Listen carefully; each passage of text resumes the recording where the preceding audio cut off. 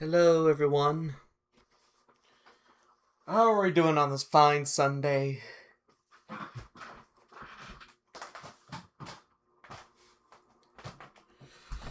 Doing alright, I presume?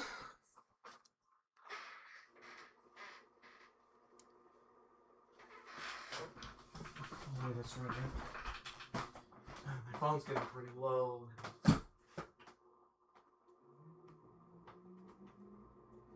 Just a minute.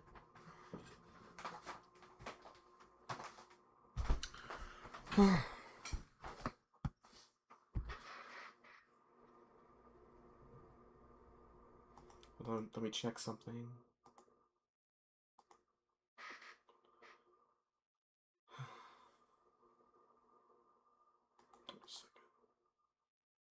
So, how are we all doing on this fine Sunday?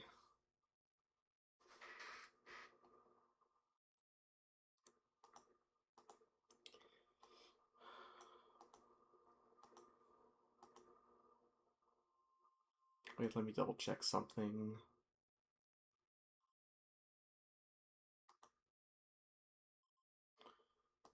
Okay, it's on.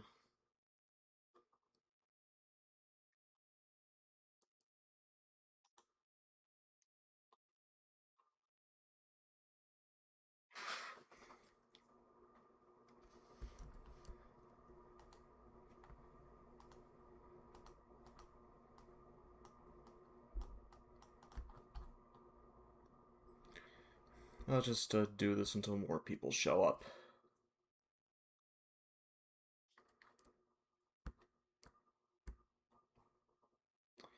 Oh, hey, Yoshida! Glad to see you come in. I'm just doing some, going back to ink work for this one this time. Hello, Ben.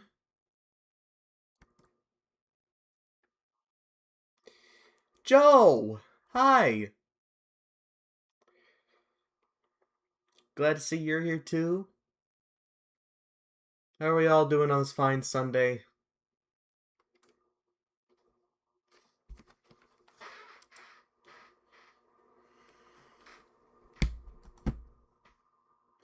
Yep. Going back to the inking.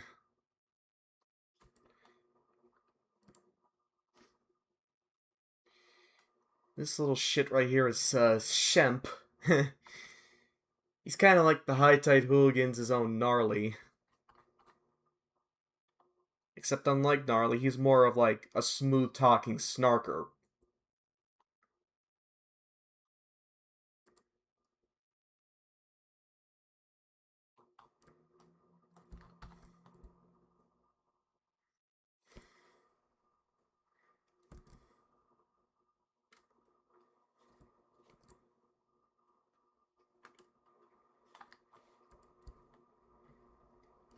Yeah.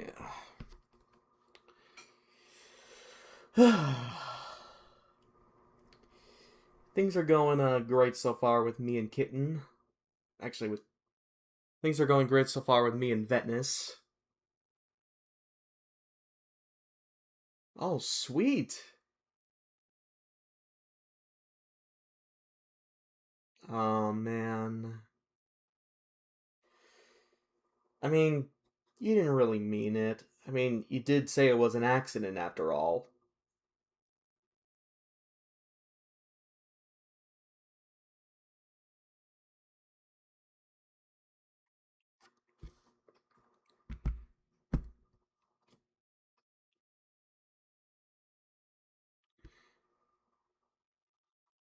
Oh, that's good to hear. Yeah, I tend to know what that's like, dealing with my dad every day.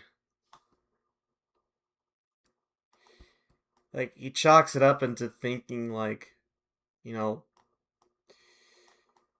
it's like every time I do something that even sounds off, like, it's not just the big things, but small things like shuffling around. He assumes I'm killing the dogs or something, when it's not true. Hello, Ian. Glad you're here.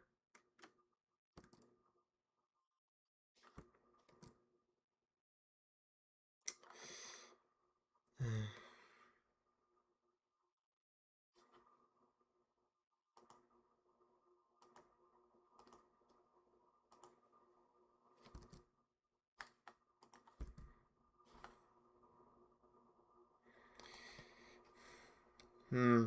Yeah, demotivation. I know what feeling demotivated feels like.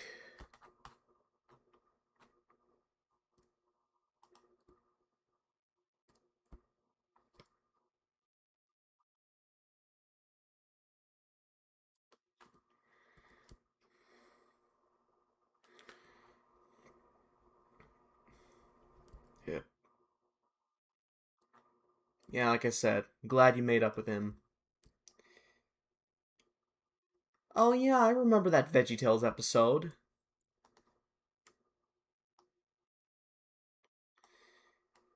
Yeah. What's up, Damien?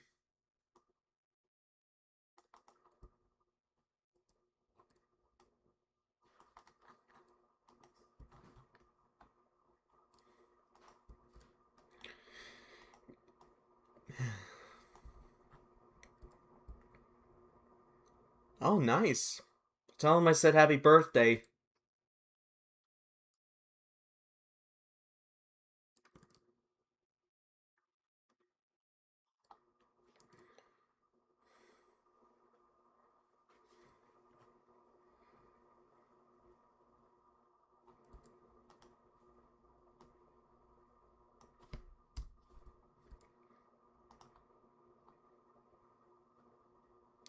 What up, Drew?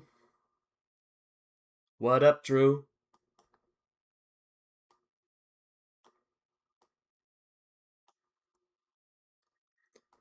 Oh, nice. Glad that your parents had a lovely anniversary.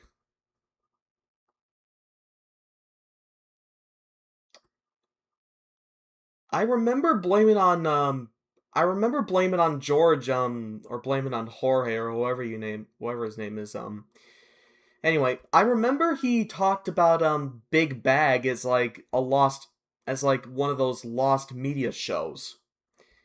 If I remember correctly, they even got Elmo from Sesame Street.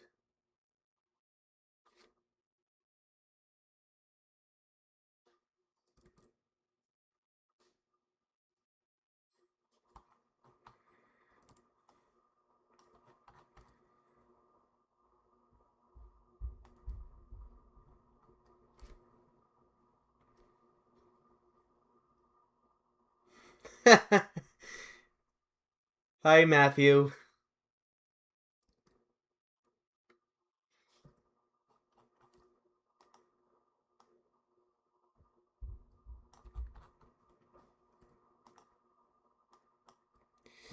Yep, I'm just doing some art.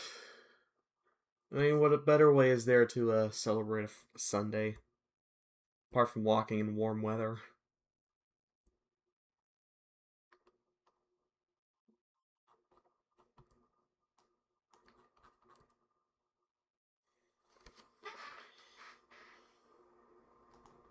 Hmm.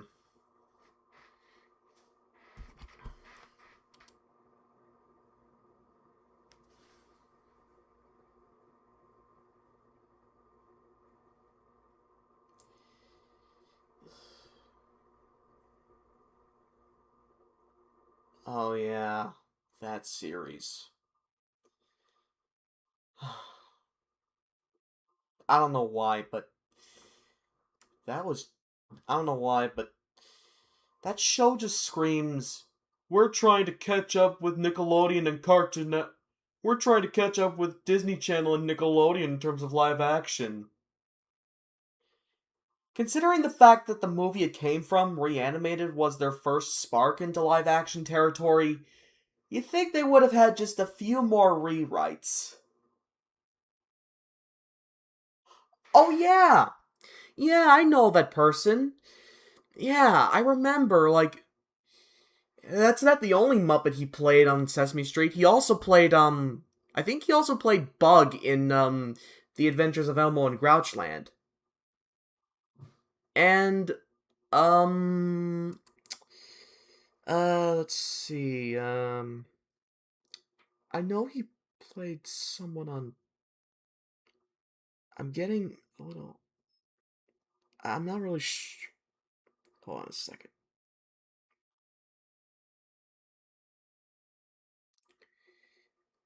But yeah, yeah, it turns out, he's, yeah, he played Bug on, the Adventures of Elmo and Grouchland, but, he also played, God, um, I know I forgot his, I know he has a name in that show, I just don't know. Okay, Artie! He played Artie on Dog City. Sorry I went blank there for a second. I was trying to look it up because I've been watching a lot of Dog City lately, and I knew he played a character on that show, but I just couldn't put my finger on it. Yeah, you know, he was also on Jack's Big Music Show. I remember seeing that a few times. Yeah, hell, 2009 was pretty much a dark, dark time for Cartoon Network. Because they pretty much got rid of almost all their cartoons, and just stripped them away. And I think if I remember correctly, there were talks of changing the network name itself. I don't know how true that is, but yeah. I think it's just a cash grab for Cartoon Network to bruise. Yeah. Which is why it got me confused which is why I was pretty much confused when I saw a Mr. Men Show episode on Boomerang.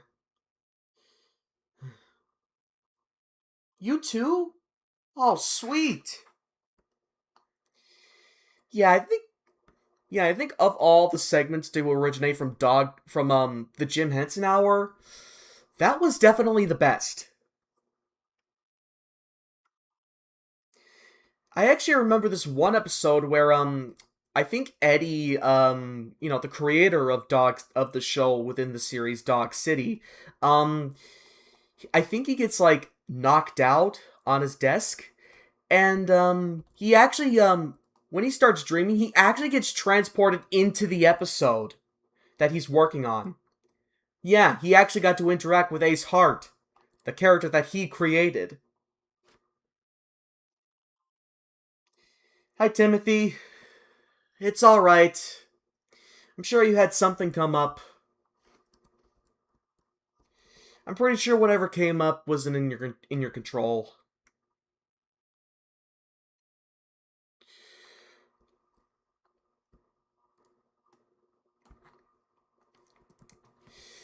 Anyway, one of the recent episodes that I remember watching was I think it was the episode where oh yeah, it was the episode Sick as a Dog where Eddie ends up getting sick, and well, he becomes delirious from the people around him like changing the show.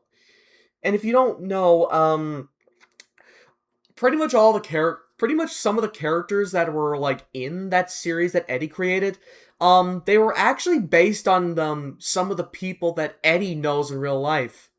Like, seriously, take a look at the live action segments, then take a look at the cartoon segments, and tell me you don't see anything strikingly similar. Mr. and Mrs. Mr. Men and Little Mrs. Books. I remember watching the animated Mr. Men and Little Mrs. segments a while back. If I remember correctly, the first one I encountered upon was Mr. Bump.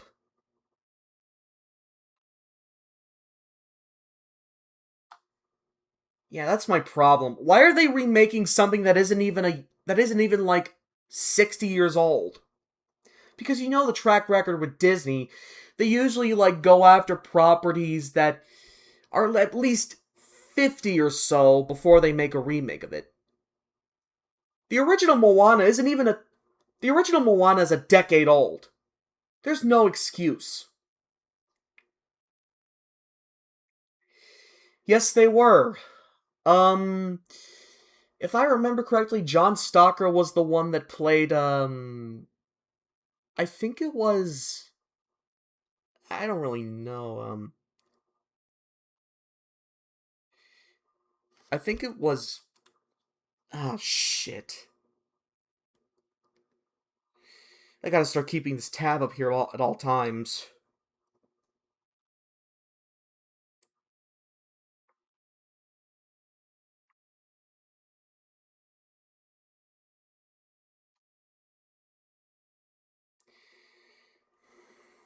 Yeah. Yep, Jim Henson... When Jim Henson does his job, he does it well. Oh, here it is. Bugsy Vile. That's who John Stalker played. And I think Stephen Weemay was also in that series as Mad Dog. I personally know him as the titular Beast from Maggie and the Ferocious Beast. Oh, and yeah, Stuart Stone. If my memory surfaces, I think he was one of the kids on the Magic School Bus. He might have been Ralphie, but I don't know. People hyping for Dragon Strike on the Doomies. I never really heard of that, but it sounds interesting. Yeah, I don't blame you there. They got some great characters. John Star. Rob the Robot. I'm not sure if I've heard of that.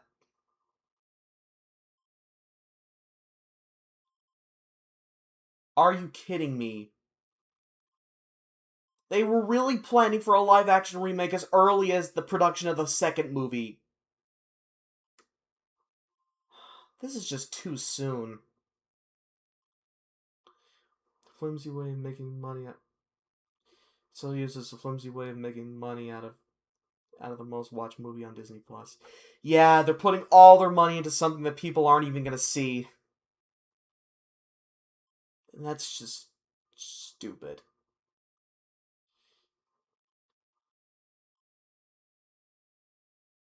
Yeah, the sequel to it only came out like 2 years ago. Why are people still even banking on it? Yes, John Stalker also played Toad in the Mario shows.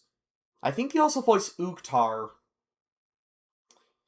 which I'm not sure if that's a plus or a minus for Mario.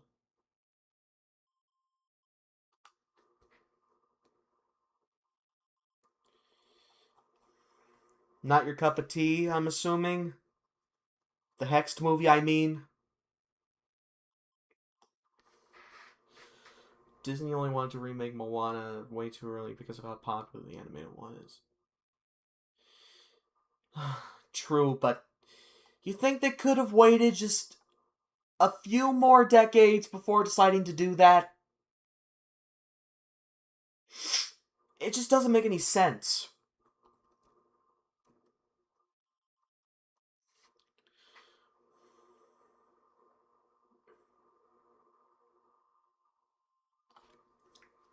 Yeah, Mr. Bump is pretty cool. Yeah. Though I do pity him in the Mr. Men show.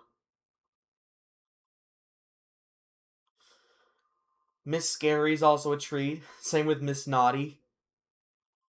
And Miss Sunshine is well, she's in her name. Well, it's in her name. Yeah, it just looks like an average Disney movie.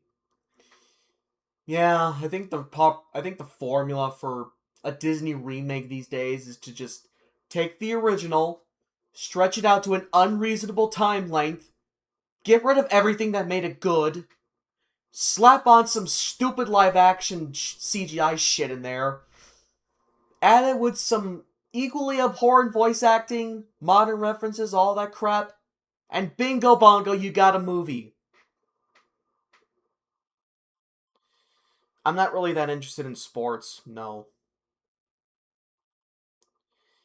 John Stein also played Mr. Owl. I vaguely remember Franklin and Friends. I just thought it was fine. I mean, it's no original Franklin, but I mean, they did their best, I guess. Disney's probably like, oh, I'm sick and tired of having to wait another decade to remake Ramada. Let's just do it away. Why is it always about money? Why is Disney always giving a shit about money? They just want money, money, money. They don't care about talent. They're doing a live action remake. Oh, Jesus. I'm kind of worried about how that's gonna turn out. Yoshida. On one hand, I'm kind of excited. On one hand, I'm kind of interested to see what they look like, but on the other hand, I'm also concerned.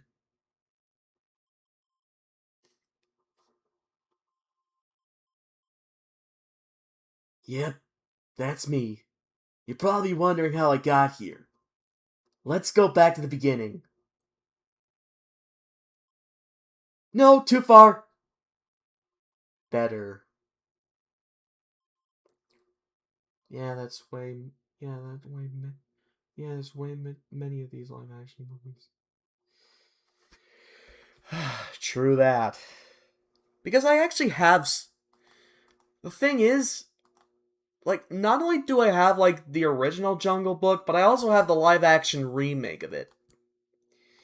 The only difference there was that that movie was made in the mid-90s.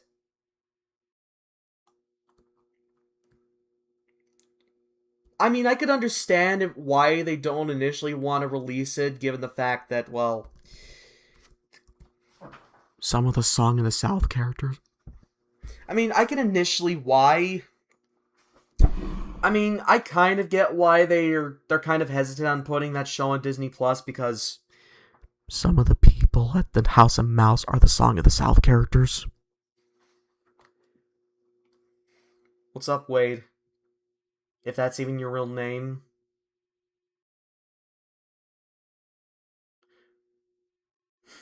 I got it!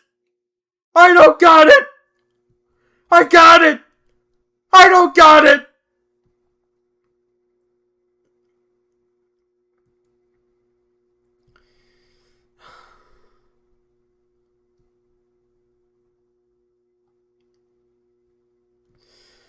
Yeah, I might have mentioned this before, but the only movie that Roald Dahl actually liked as an adaptation was The Big Friendly Giant. You know, the one from Cosgrove Hall. Yeah, that one. I don't know, I guess he just finds people Americanizing British, media to be blasphemous. I mean, that's the initial reason why the Reverend W. Awdry, resented, people in the U.S. bringing Thomas there. Because as he puts it, once they bring it to the U.S., they're gonna bastardize it. I'm not sure if that's what he really said, but it was something along those lines.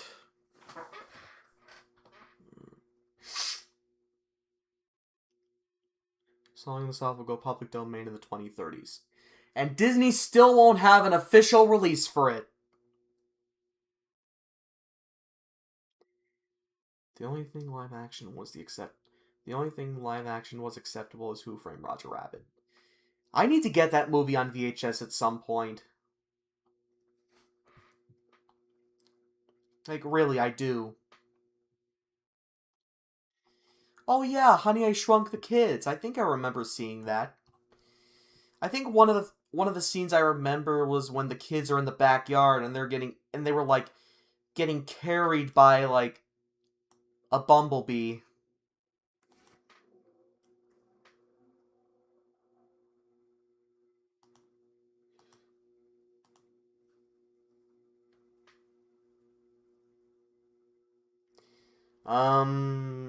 Somewhat.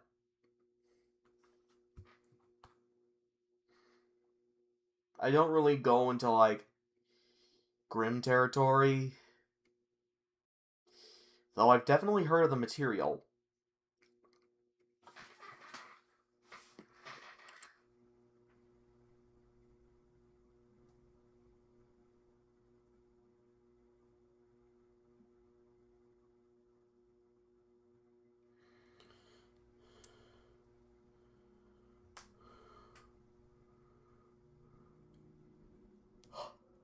Oh, that's right. Stuart Stone played the animated Eddie.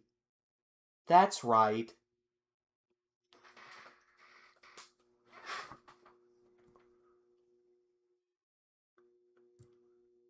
He's right behind me, isn't he? He's right behind me, isn't he?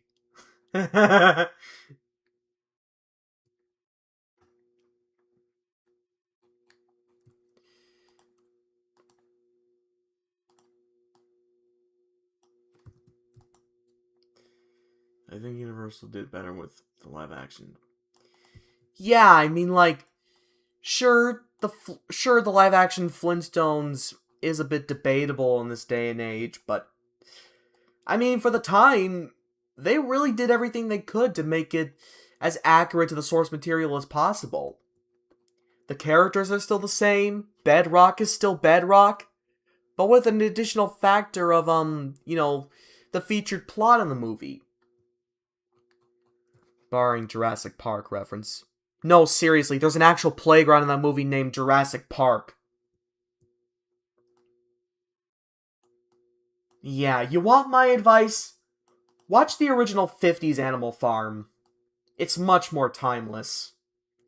Especially since I think that was the British's first attempt at a live action especially since I think that was I think that was the UK's first attempt at producing an animated movie.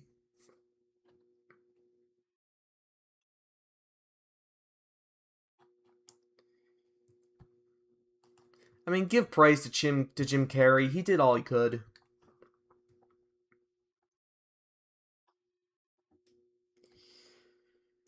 If I was if I was an actor for Hasbro, I would have just been like, "No.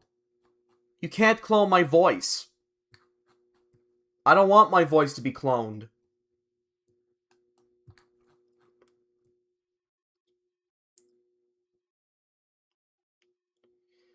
Did it just not fit or something?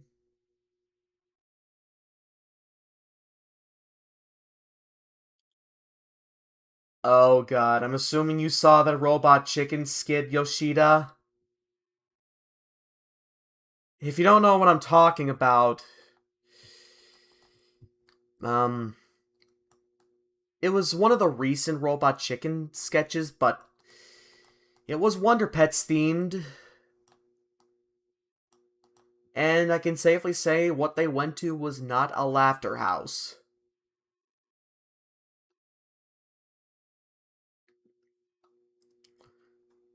Wait, they lost the rights to it? Well, who's in charge? Who's in charge of Roger Rabbit now? Amblin?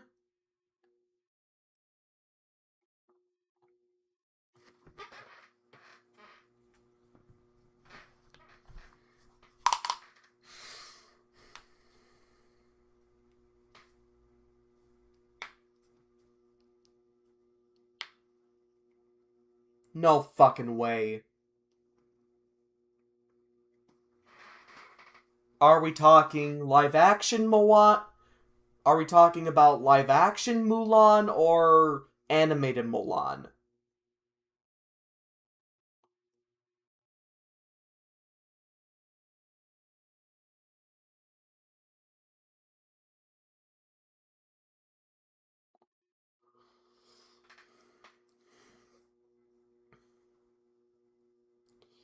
Hmm. And for some reason you didn't like that? And for some reason you didn't really like that song in the movie?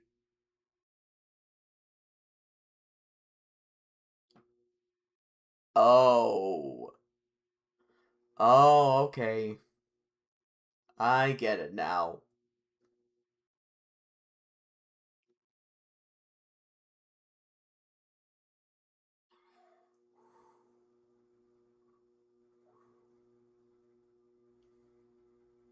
Oh, alright. Alright. It's the original Milan. Great.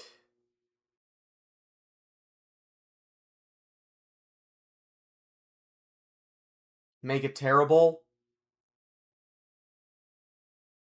What do you expect? This is Disney. They don't like things great. What are you talking about? This is like what else do you want me to say? This is Disney. They don't like What are you talking about? This is I don't know, make it terrible? What else do you want me to say? This is Disney we're talking about. They don't like anything great. They're allergic to great material.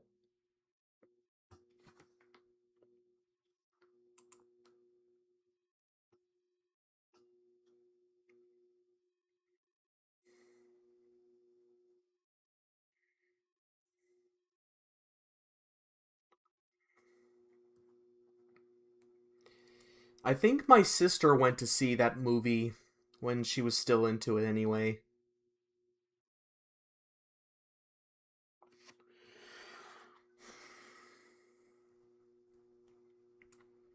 Yeah, that's how a reboot is supposed to be. In the same Yeah, it's the same continuity with all the same stuff that you like, but with a few additional creative leaps.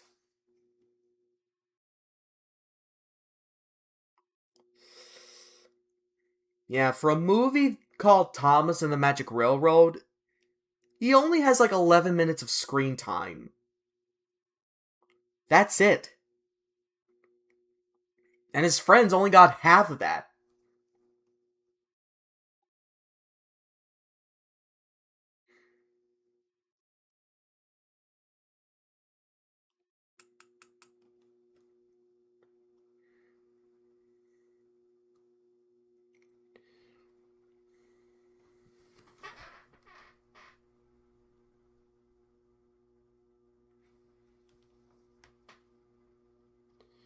I've only seen the first Cloudy with a Chance of Meatballs. I thought it was a fine movie. I mean, sure, it wasn't perfect or anything, but Sony Pictures Animation did Sony Pictures Animation did their best.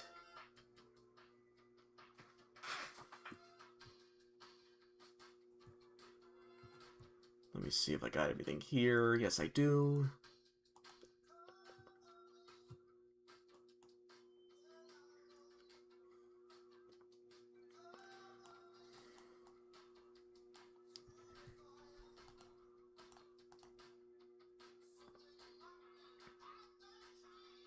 Yeah, I mean, I can see a couple similarities in him physical wise, with the you know the sh- with the shirt and the head structure and just his personality.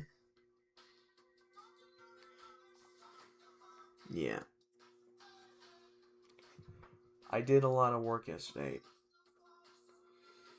Oh, so I guess you were kind of like me on Black Friday, except I slept for a whole 2 hours. Yeah, that's how tired I was after working on Black Friday.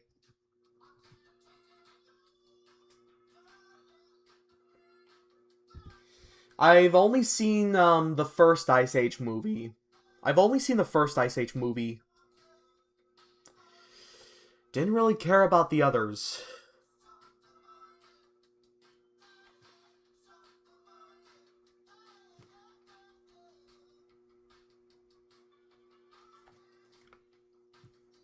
I don't understand why the second film isn't as good. Yeah, give credit to the first movie. I mean, they did a concept that no one else was capable of doing at the time. Well, actually, it was based on a book. It was based on the book of the same name, but you can't say Sony didn't try. With the second movie, though, That's where the cartoony part starts to kick in.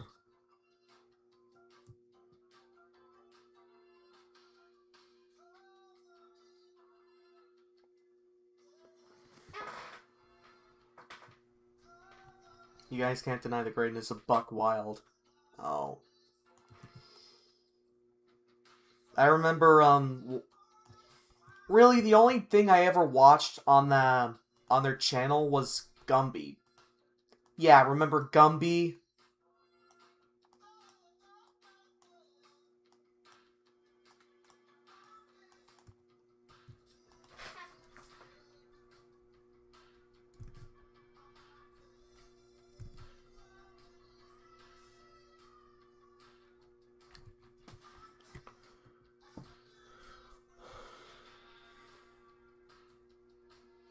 But for me, I just never cared about the Ice Age franchise.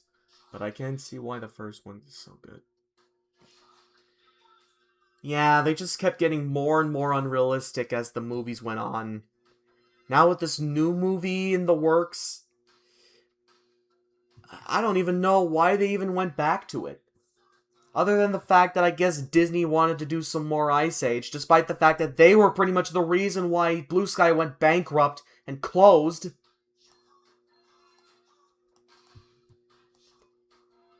Oh, wait a minute. I guess Disney just wanted to make some more...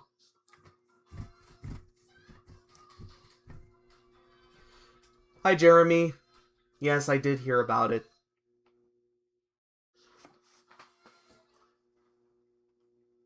I mean, if Disney wanted... I mean, I guess Disney wanted to make some more Ice Age movies, despite the fact that they were one of the reasons why they closed Blue Sky.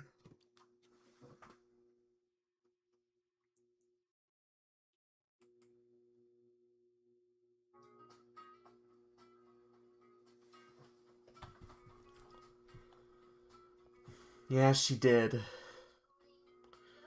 Studios are allergic to the word ideas. Correction, they're allergic to the word good. Correction, they're allergic to the phrase good ideas.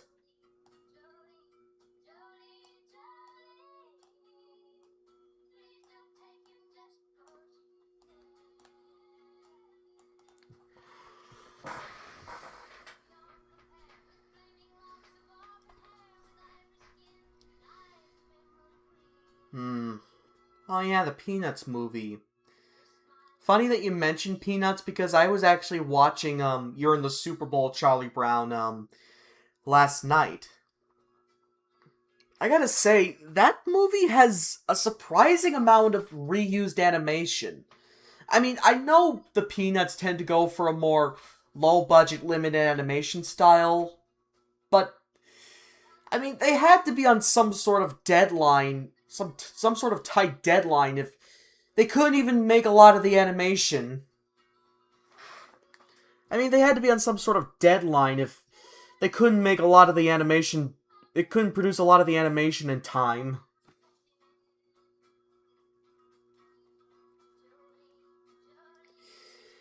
No, sir.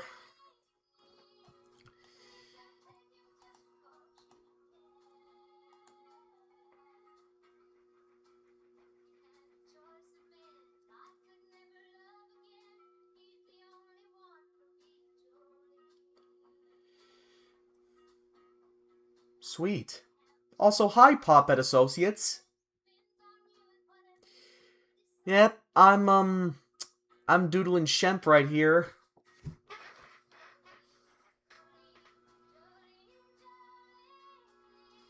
Yeah.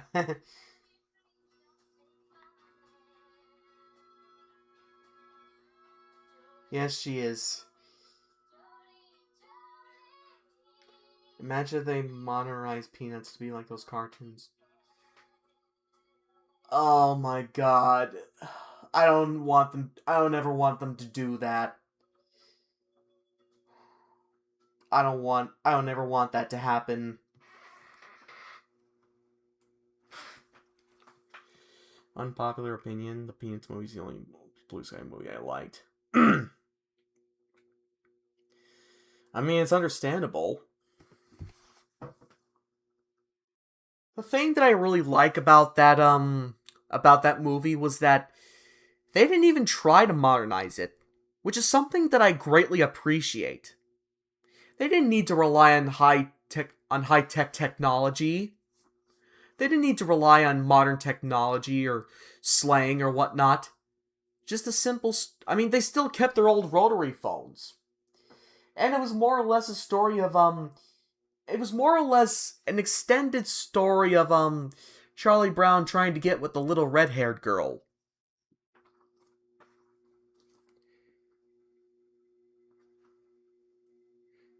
I don't really think they did. Bill Watterson was very, very protective of them, if I remember correctly. Yeah, it would be really bad if they did that. Beyond that, even. They would be given updated eyes instead of... Yeah, it wouldn't work. Those dot eyes are just so iconic. Same with the fact that the Peanuts have been originated from a comic strip for a while now.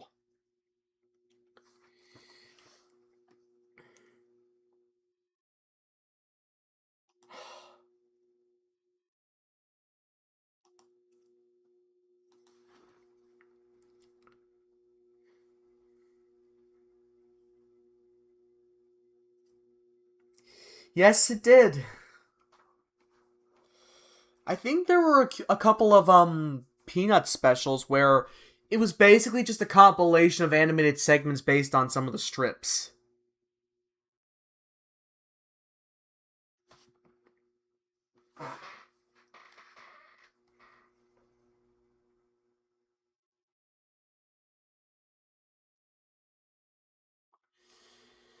Yeah.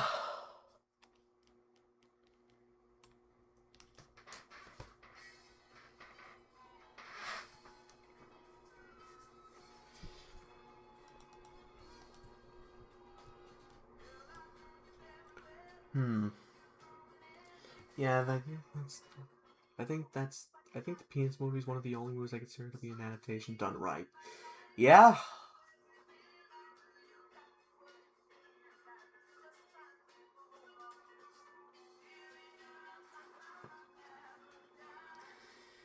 I mean, I'm not saying Chris Pratt is a bad actor or anything, but when he's put behind the microphone, he just can't voice act. He doesn't have a great range on him.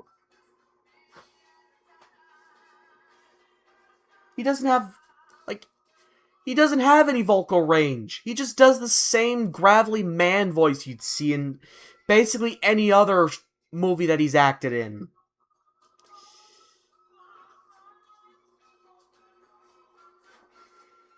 Why is he even getting money at all?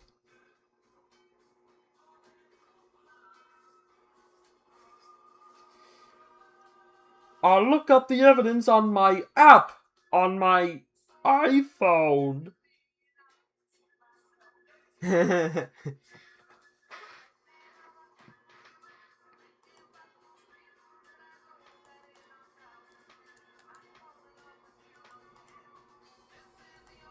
Let's see.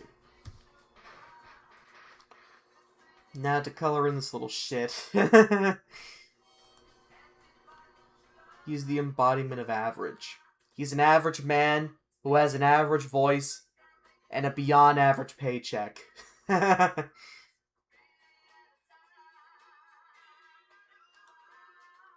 Boringest isn't a word.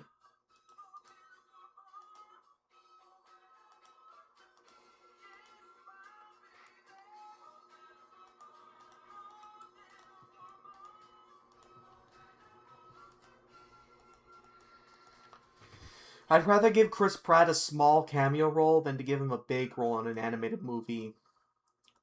Yeah, if you're gonna cast Chris Pratt in something, cast him as a person that actually makes sense. Like, cast him in a role that makes sense.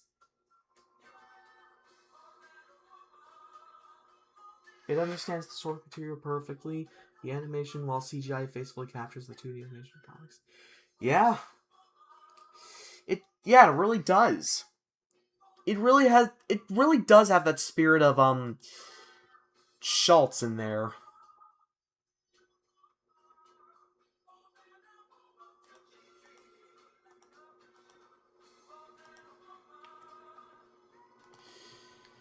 Alright. He's no saint in real life, is he? He's no saint in real life, is he?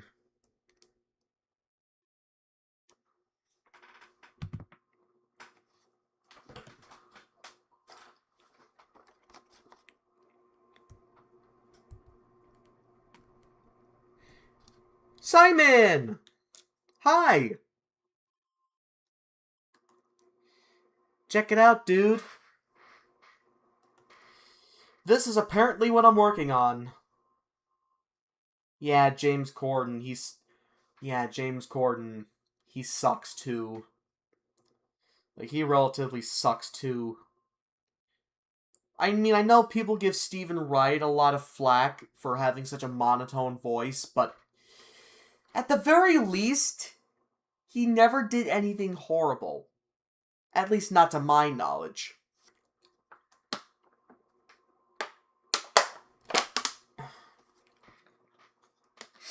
My mom said I could be a voice actor doing a kid's voice, maybe. I've never really heard your voice before, so you're just gonna have to, like, show me what it's like. Unless you've already done a voice before. Might have been in DMs, but yeah. Also, Surface Wave Simon, this is the guy that I'm working on.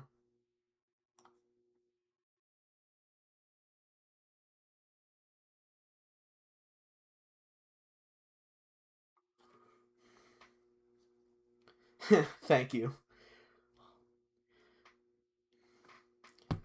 Yeah.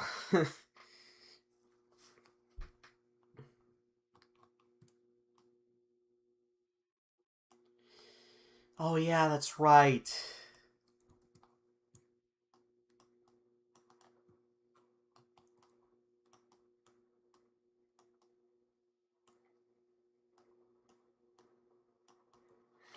I know this is a beaten horse, but the Emoji Movie is the embodiment of a recipe for disaster. Yeah, it's like the perfect bad movie. What's Shemp doing here? He's reacting. And I accidentally opened this.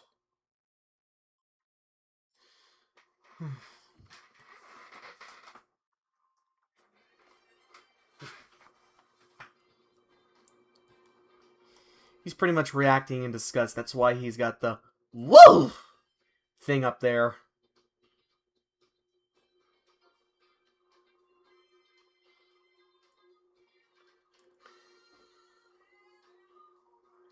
And yes, yeah, this is basically, his whole color palette right here. Like, come on, insufferable actors for main characters, modern references, awful humor. Yeah, that's right. Hi, babe. How you doing? Yeah, this little limp slug here is the best Shemp. Hi, babe. How's it going? Glad you can make it. I'm working on Shemp here. I'd say the Emoji Movie is way worse than Norm of the North and Food Fight. The whole idea of making a emoji soup. Yeah, it is. Also, hey, Reg! Yeah, thank you, dude. Yeah, this little guy here, he's basically the High Tide Hooligans is, gnarly. You overslept? That's alright. I mean, I pretty much didn't get up until, like, 11:30 or so. So, you're not really alone in that. Aww.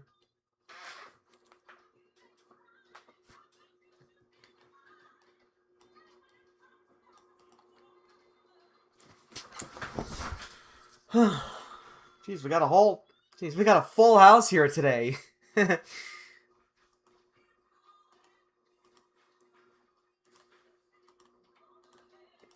Of all the High Tide Hooligans, this little shit right here is probably my favorite.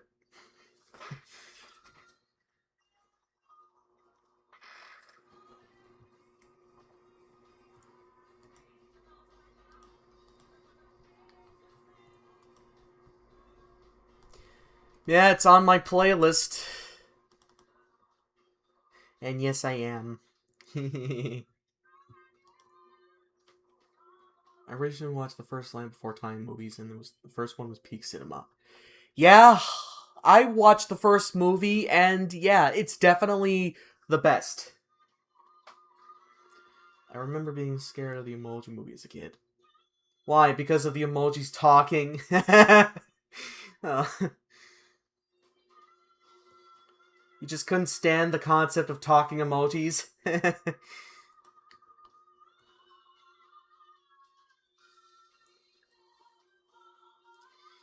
Funny you should say that, because that's how I named this little shithead.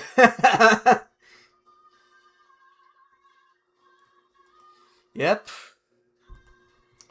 I remember it well.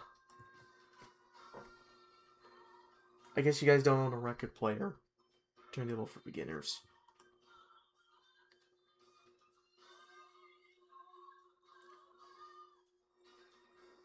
Yeah, I'm not really sure which record player is a good start. All I know is that they exist. Sorry I missed you earlier, Jeremy. I was caught up with my girlfriend here.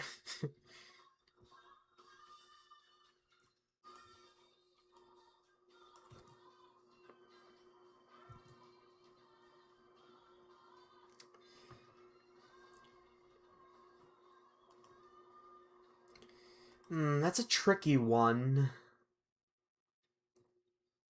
I do enjoy Petrie since, well, Will Ryan is such a great actor, despite his baby talk.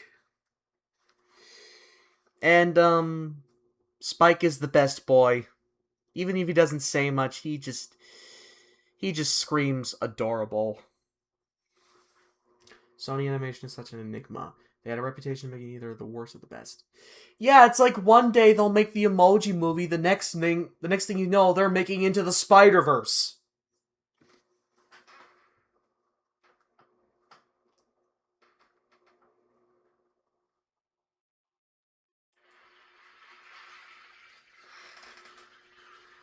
Oh, that's stupid.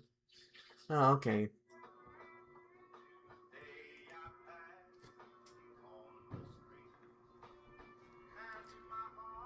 Oh.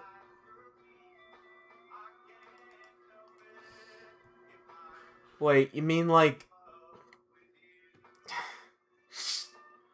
Wait, what do you mean by broken English accent? Wait, wait a second. Are you telling me that Petrie is British?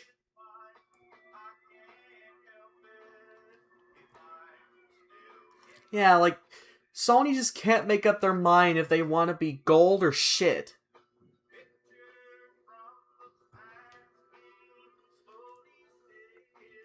Oh yeah, Ducky is, Oh yeah, Ducky. She's such a little ball of energy. She's so happy in everything she's in. And it's a real shame her actress had... It's a real shame her first actress had to be shot so soon.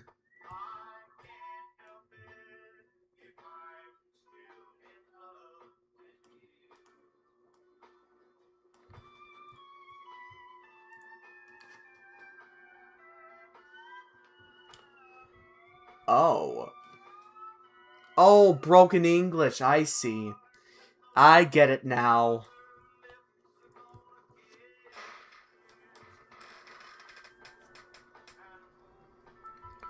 Yeah, and even with Illumination, like...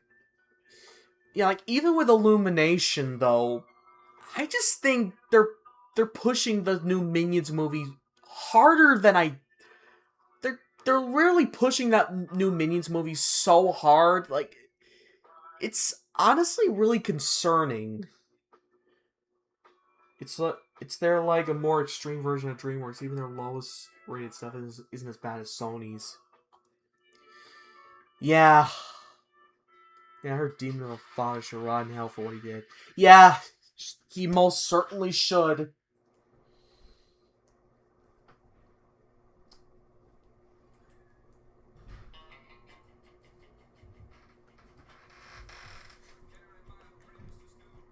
E.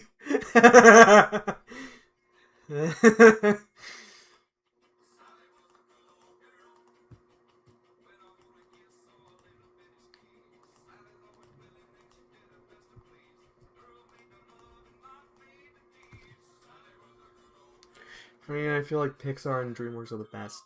Yeah, they're pretty much the kings when it comes to CGI. They're pretty much the kings of CGI.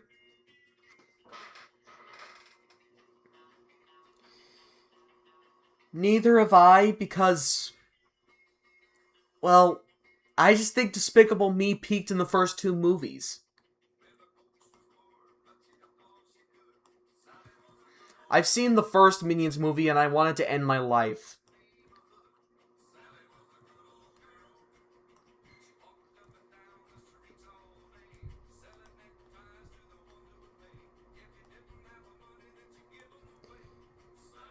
NIM stands for National Institution for Mental Health.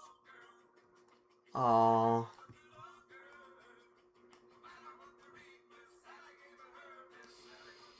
Since we're talking about...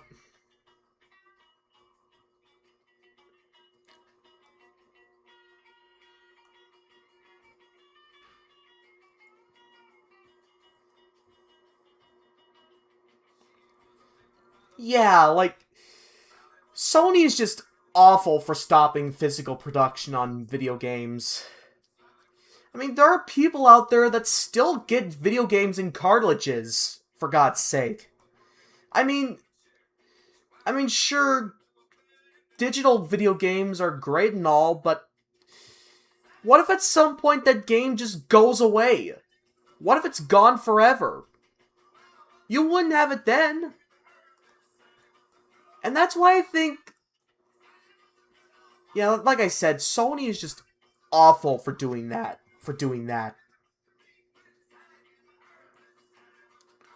It's an institution for mental health, yet they torture and experiment on animals. Oh my god.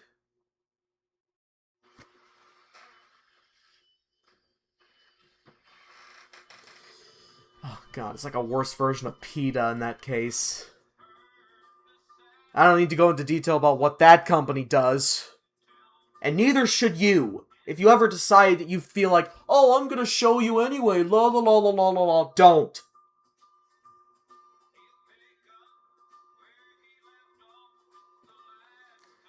Not a fan of K-pop.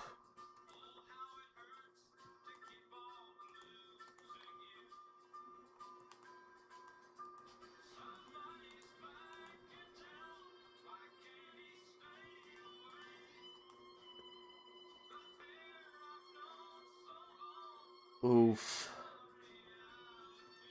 I don't know how Paramount is gonna treat those, but it better be good. They better treat them with respect.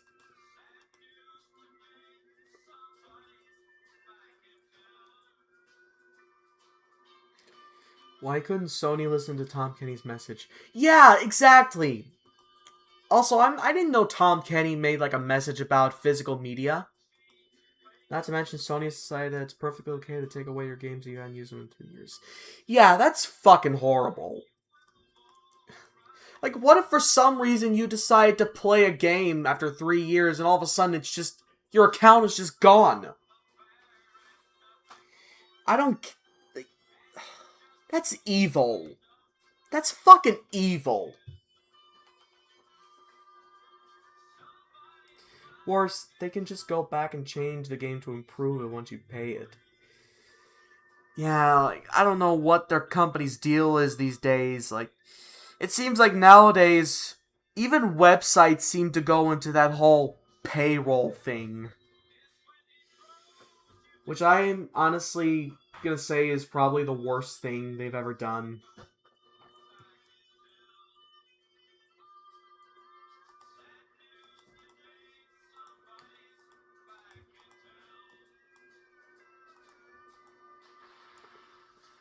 I don't really know.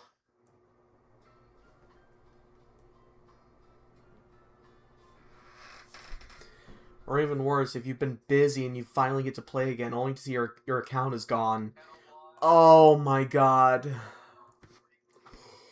I'm not much of a video gamer, but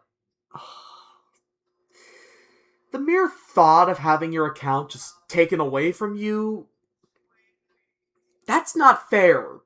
That's not fair. It's not.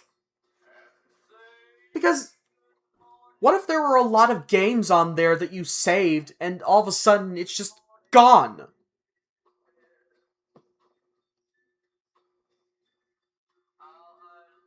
Yeah, physical media will always be better.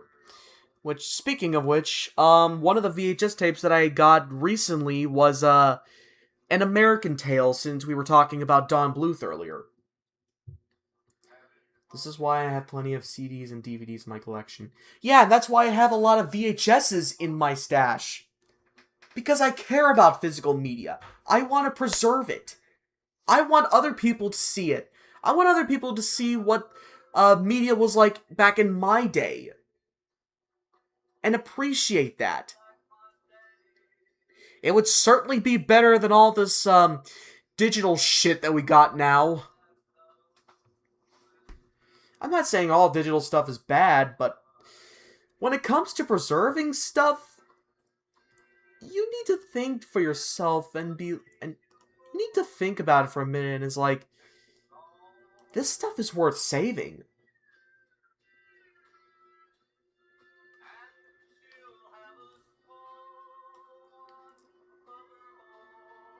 Wait, it got hacked? Wait, is that why your channel got terminated? Because it was hacked? I think you and Venice should have a romantic dinner date. If only I could travel to her state. I have a lot of DVDs, but I'm not sure where they are. I have, a little white box of, DVDs. I have, like, a couple of boxes of DVDs in the basement. One of them is literally named Brendan's DVDs. If you'd like, I could pretty much show you that in a call, and, well, we can just go from there.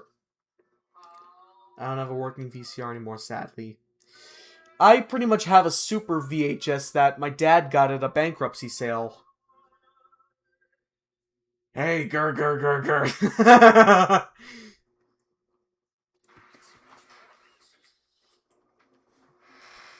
I've been watching 2000s commercials yesterday, too. It's a lot better.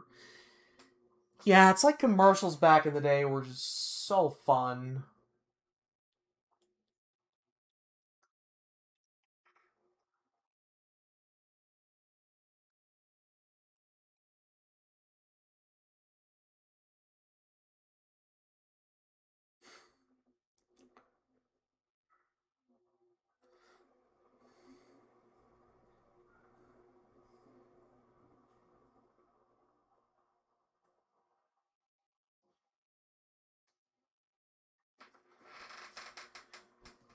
Yeah. General Hector Aldozar became the most brutal dictator in the history of Ilsa Island. The world will forever remember him as El Bailarin de la Muerte, the Dancer of Death.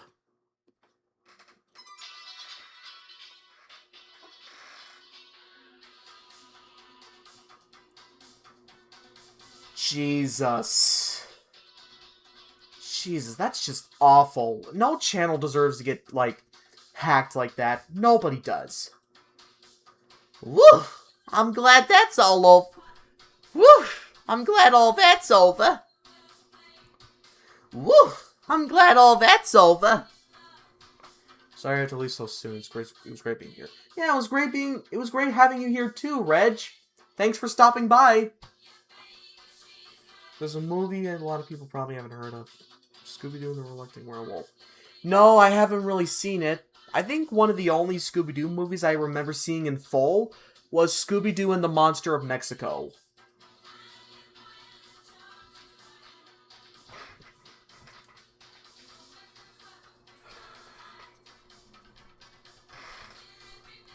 Okay. I think that does it about the... I think that does it with the coloring. Oh, wait a minute. I forgot a little spot.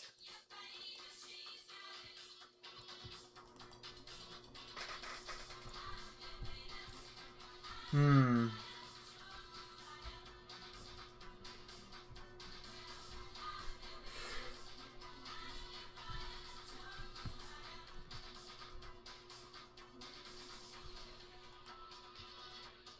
It's one of the Red Shirt's Shaggy movies. Shaggy wore a red shirt?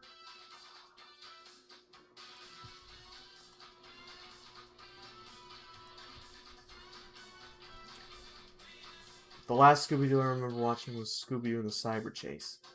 Oh yeah, that movie. I think that movie was actually dedicated to William Hanna. Alright. Little Howie's Funhouse had a TV series. I'm not really sure, like, if I heard of that, though I definitely heard of, Bobby's World, which had Howie Mandel star in it.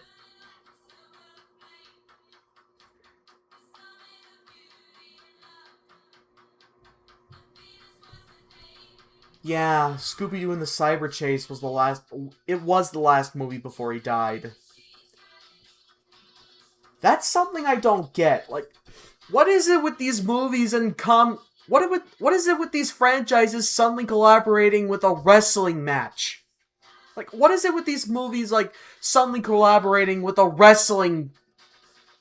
Like, with a wrestling union? Like, I don't get it. If I were to do a crossover, I'd make one that makes sense. Like the most obvious, Tom and Jerry and Looney Tunes. Can anybody else see that being a thing? Because I can. Yeah, he wore a red shirt in 3 movies. Boo Brothers, Ghoul School, and the Erupted Werewolf. In the series, The 13 Ghosts.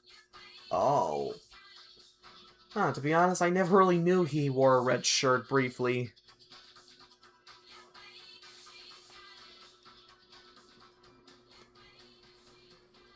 I vaguely remember the first Surf's Up movie.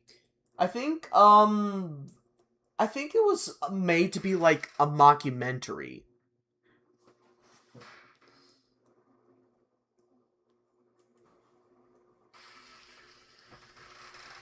Yes, I need that in my life as long as it's done right. Yeah. I can definitely see Tom and Jerry, like... I can definitely see Tom and Sylvester, like, chasing their opposing, foes.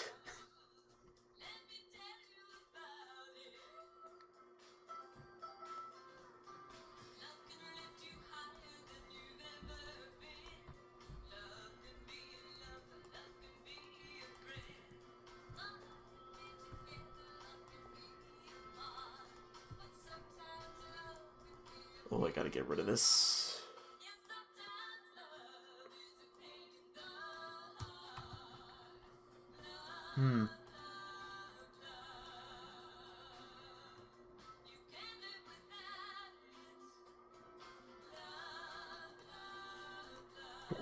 Okay, WWE's super overrated, I can't stand it.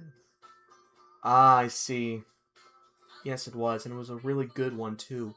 And unfortunately, they scrapped that style of filmmaking in the sequel. Ah, yeah. Speaking of Tom and Jerry.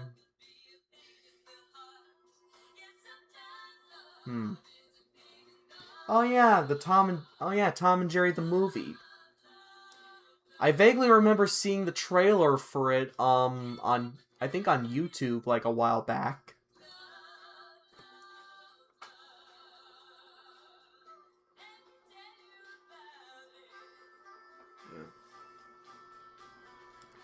I think I also remember owning a DVD of the new Scooby-Doo movies where they had both episodes featuring Batman and Robin. Yeah, the new Scooby-Doo movies had like a buttload of guest stars show up. Not just Batman and Robin, but I think Mama Cass appeared in an episode. I could be wrong, though, but...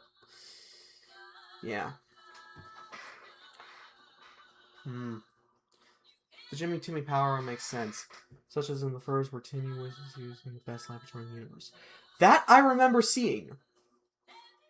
Yeah, I think I remember seeing the tail end of the first movie, you know, where, like, Jimmy and, you know, I think I remember seeing the tail end of it, like, during the climax.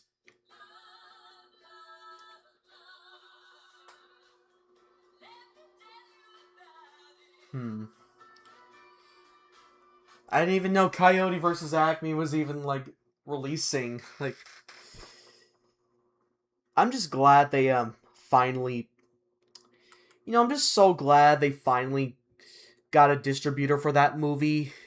Because Warner Brothers has just been shelving movies left and right thanks to their shitty CEO.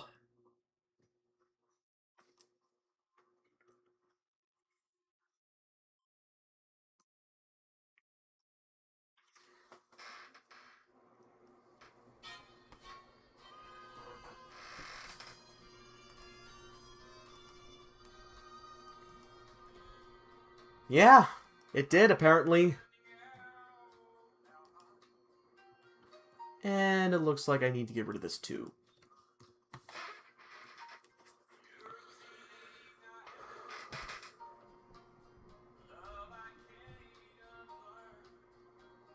Well, hey, welcome back, Matthew. Shit. Shit.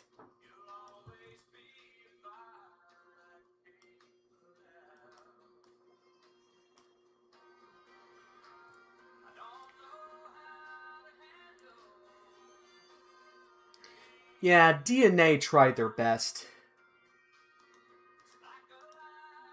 It would have been around a little longer if the Ant Bully didn't bomb.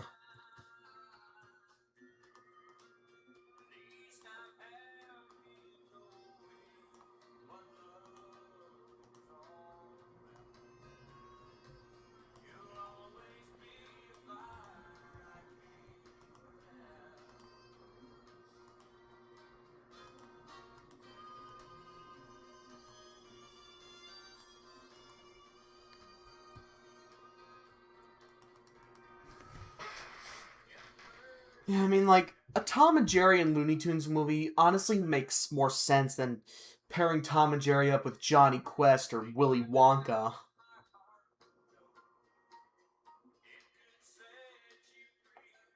Seriously, what do those movies even have in common with Tom and Jerry?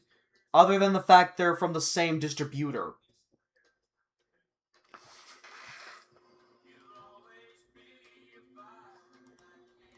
Like, I challenge you to... I challenge you to think about... I'm kind of challenging you, like, what do those two franchises even have in common with Tom and Jerry?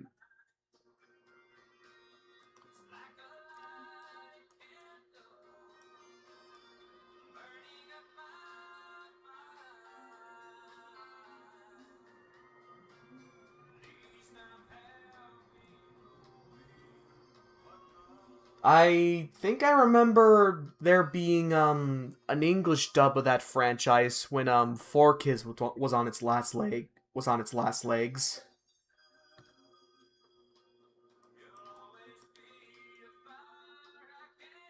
If only they made the Ant Bully a little better. Especially since you got someone like Tom Hanks producing it, for God's sake. And he's said to be one of the nicest celebrities in the world. Willie.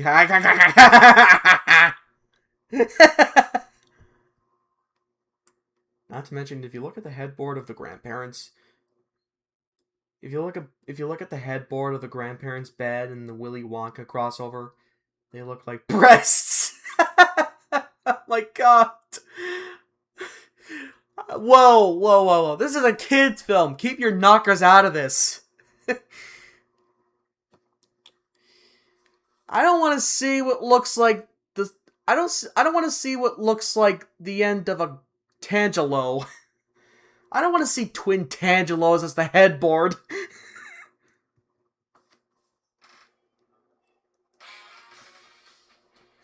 If I were to direct an animated movie, I would definitely cast actors. Yeah, true. And yeah, I would make sure the characters in that one are likable too.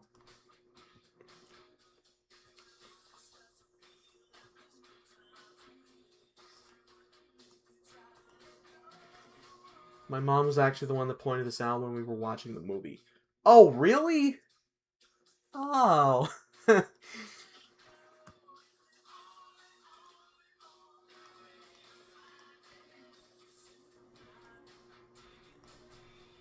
Wait, you like Tangelos?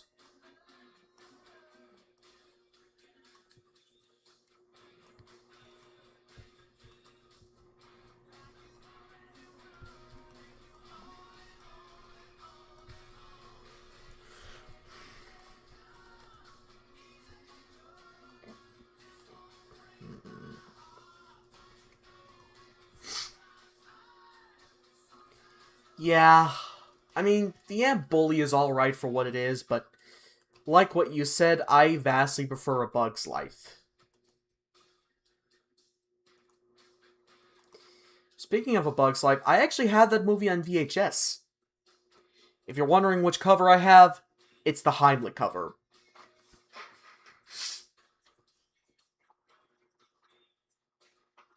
Anyone seen the 80s Smurfs cartoon?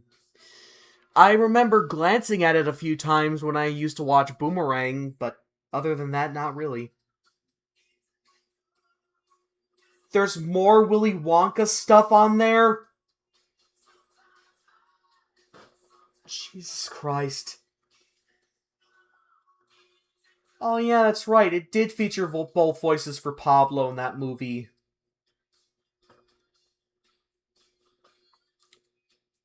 Yeah, maybe when someone goes over to like a convention where the first actor is, they should really ask him like, why'd you stop voicing Pablo after season 1?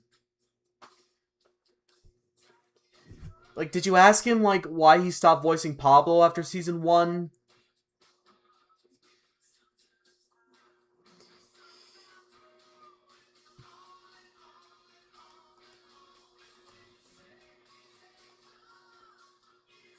I actually remember this time where Tom Hanks was with his wife, and a bunch of people trampled to get him, and he blew them at him and nearly crushing his wife. I mean, yeah. I mean, who wouldn't be upset in that moment? You're basically ambushing your love interest. Yeah, I pretty much tell everyone to back off as well because nobody touches my girl. Yeah, it's like South Park has that unique brand of humor that just works. Like, it's like the creators scooped my brain out and just plopped it onto a script. Yeah, it's that good.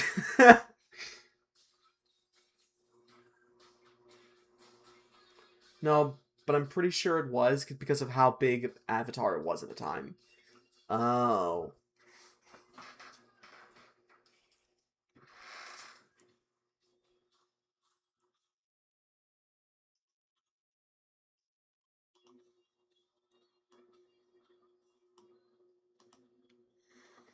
Uh,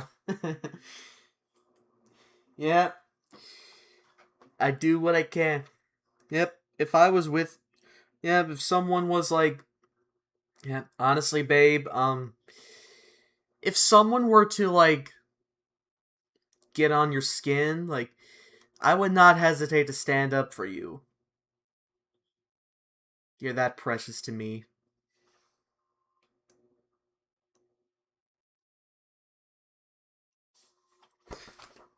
That could be the case, and that he could have outgrown the role. After all, he did voice Pablo initially in the Me and My Friends pilot. Yeah, that's right, he did. Very nice picture, Shemp. Why, thank you. Yes, it is. So glad Mary Kay Bergman was alive for the making of it.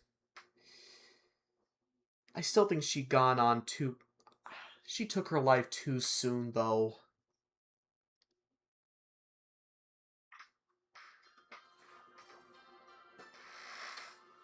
Aw. Thank you, babe. And thank you, Simon.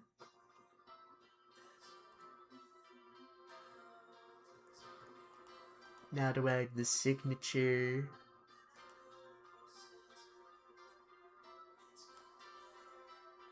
Just gotta find something detached from it. Oh, there we go.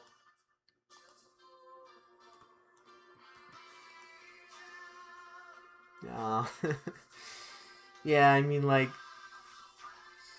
I mean, it's the right thing to do.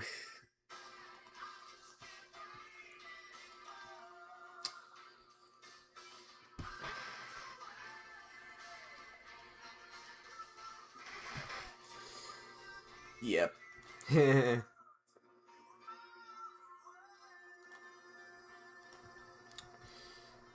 better,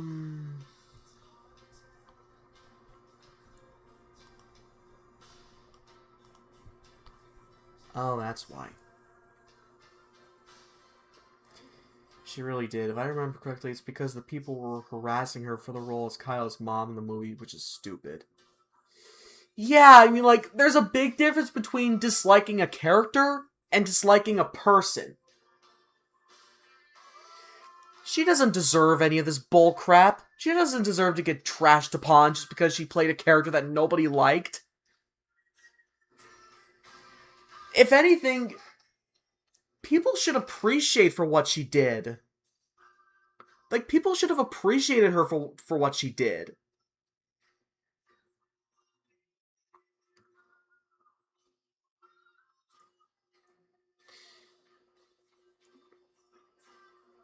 Oh, really? I see.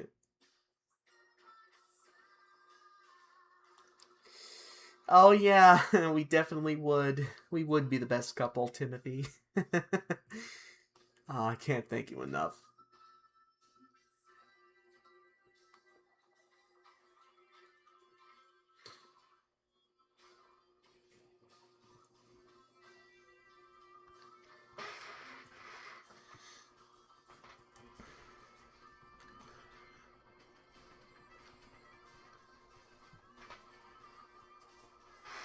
Okay.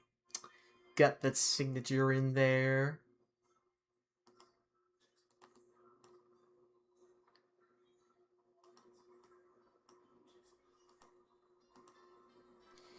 Okay. Got that done. I'll just let you guys take a look at it for a second before I move on to the next one. Well, to answer your question, baby Einstein Caterpillar, let's just say I have a lot. Quick question, of all the foods I've shown you, which ones would you want to try the most? Probably that cookie taco. That one looks so good. Thank you, Ben. And again, we really would.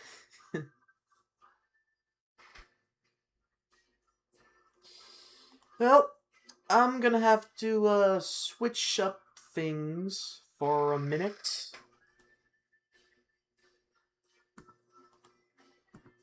I'm gonna have to switch things up for just a second.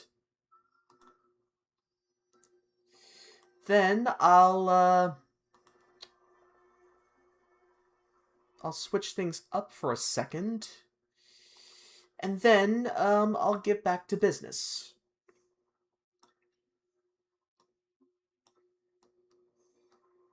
Just a minute.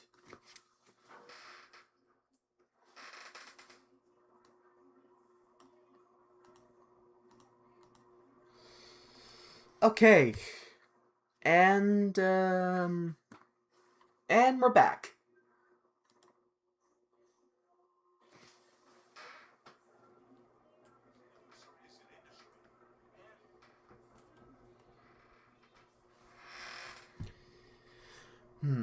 Miles Away was the winner. Oh, it was? Sweet.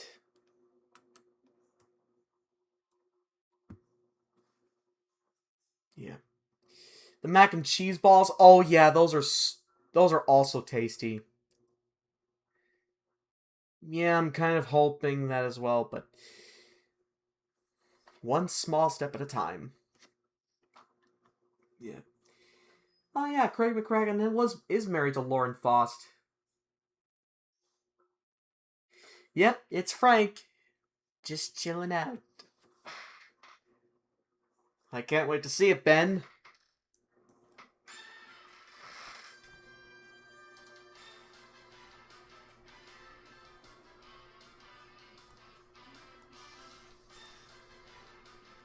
Yeah, I know, like, those things are so tasty from what I heard.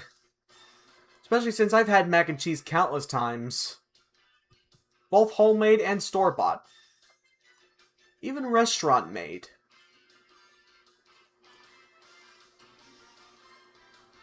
Yeah. Here's Frank. Frankie boy. Wait, they did? Oh, I didn't know that.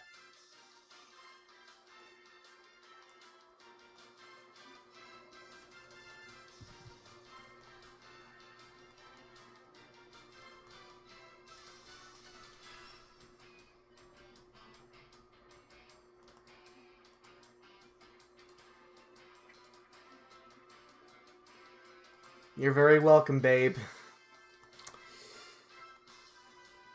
Let's hope we can get, yeah, I'm sure we'll get an animator for the project. All it takes is patience. And even then, like, I'm sure the project will happen one way or another. Because I've got faith.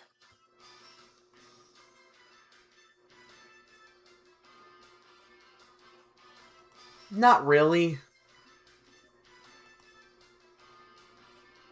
It's not a video game track.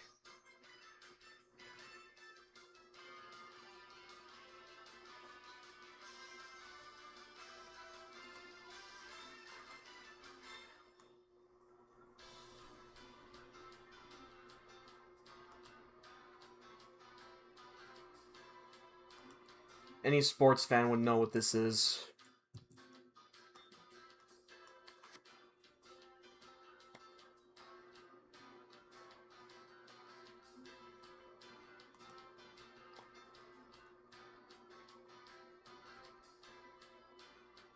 Wait a second, you're a remaster?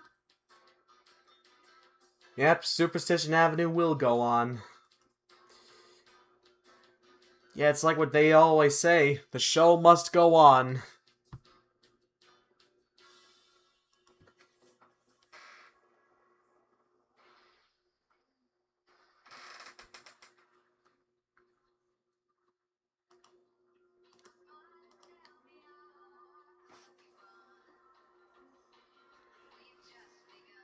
Megadeth? I didn't know that.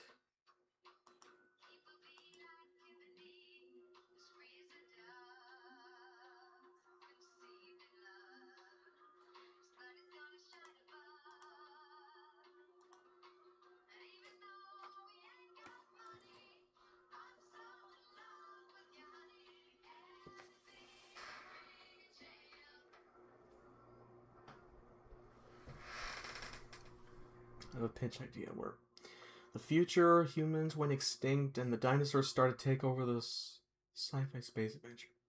Space Raptor? I would have to... I think if there was something I did like about Riley, it's his dog-like nature. I mean, given the fact that he is a canine, of course, you'd have to put in all those furry reminders, and I just think it's really funny how he's a doll and he can't even whistle to save his life, basically.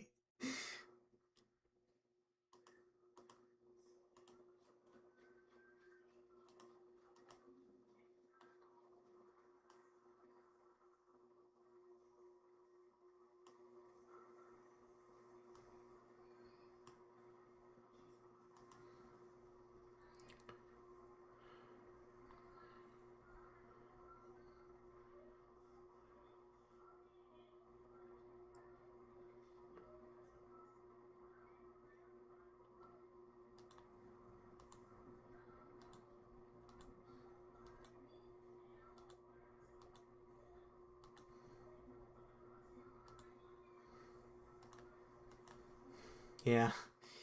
It's Frankie boy just chilling out.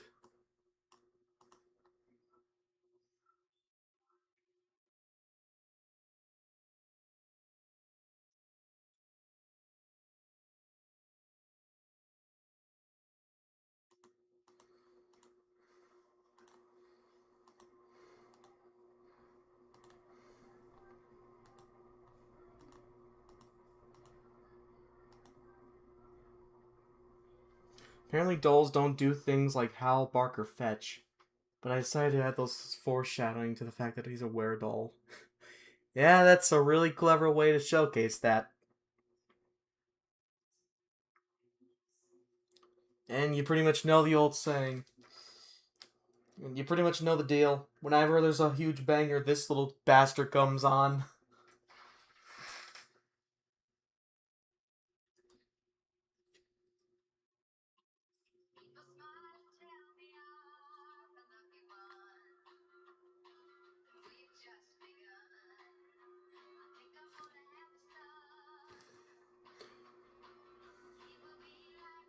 God gave rock and roll to you by Kiss. Oh, nice.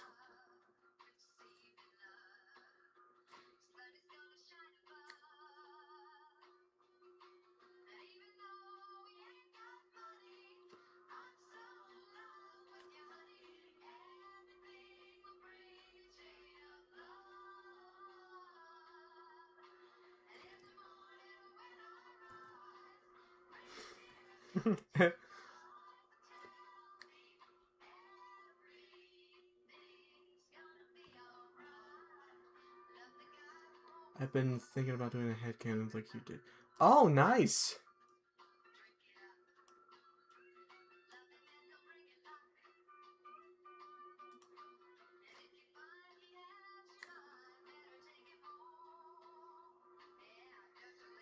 I just love doodling this shark character. He's so menacing and goofy.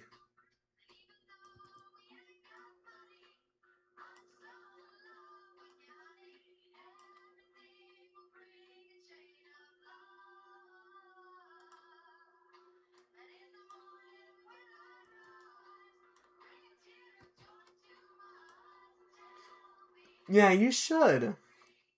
How would you think Sharktooth would feel about Trixie? I bet he wouldn't even take her kindly. I bet he'd just try to woo her or something. And she would just, like, give him, like, a big... And she'd just give him a big slap and be like, I already have a boyfriend, you big chum bucket!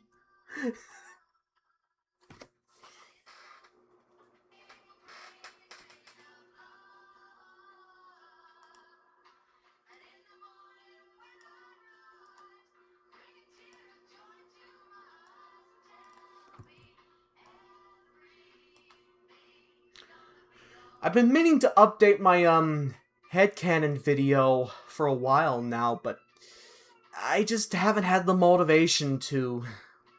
Despite the fact that I've had it in my reminders for a good while. Sorry, boy. Sorry, Sharky boy. She's taken. There she is. Milton Rhinoceros. Oh, cool!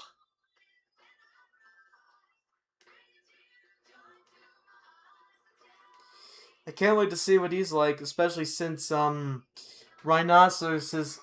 Especially since, rhinoceroses are, like, known to be very, very strong. Like, like, I remember when I was at the zoo, like, my dad saw the rhinoceros before we had to leave for the day, and he was like, when that thing gets a zoom, you're in trouble. Also, Jim Cummings. Sweet! And since Doug Priest was, like, kind of retired now, I was thinking maybe Jim Cummings could play Frankie Boy here. I mean, he does do a pretty good southern accent after all, as evident many times.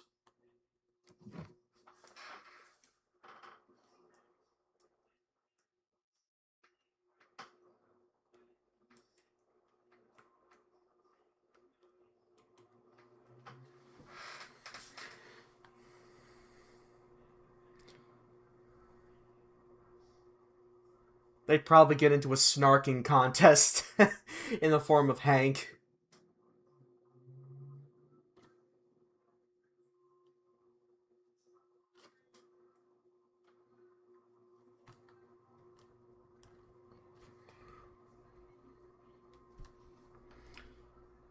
Brendan Fraser and Sean Penn auditioned for the role of Bill. Ah, okay.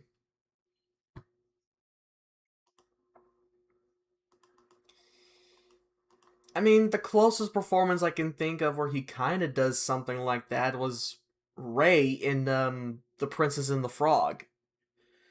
Which obviously makes sense because, well, I think he grew up in, like, New Orleans or something. I don't know.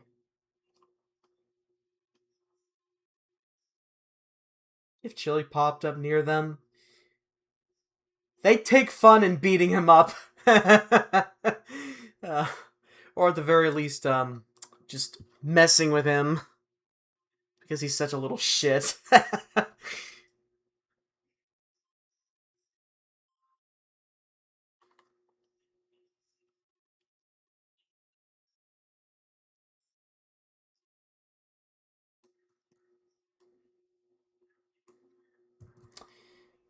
I think I'm considering Eric Bauza for a potential headcanon. Yeah, he is. To be honest, I was kind of struggling to find out like which voice to give him or something and he's the closest I could conjure up.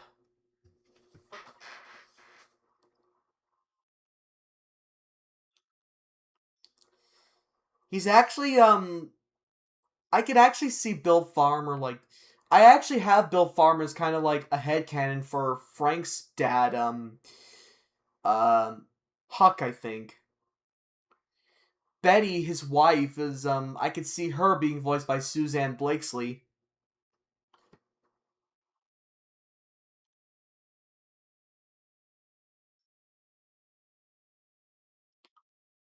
What do they do instead?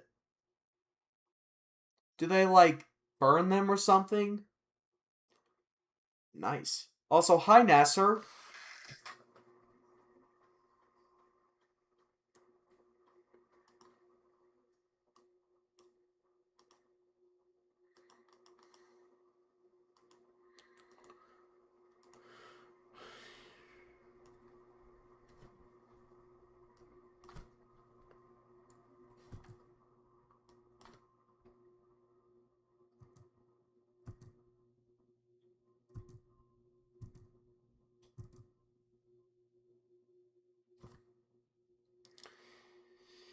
Well, I think they're the ones that raised Frank in the Appalachian Mountains.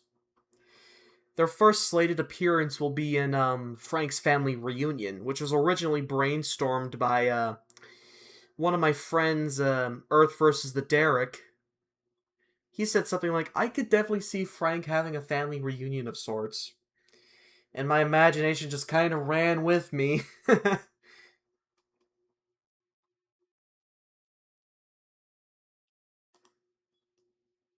Yeah, I mean, I think wolves tend to be like a little clumsy themselves when they're playing or something. I don't really know. I don't know much about the animal kingdom.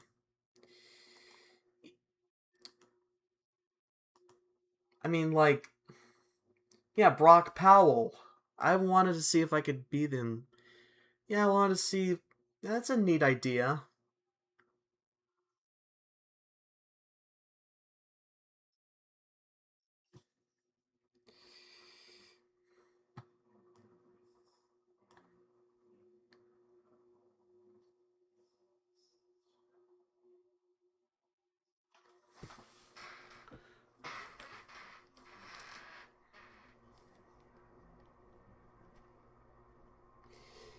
Oh yeah, Kathleen Barr. I definitely know her.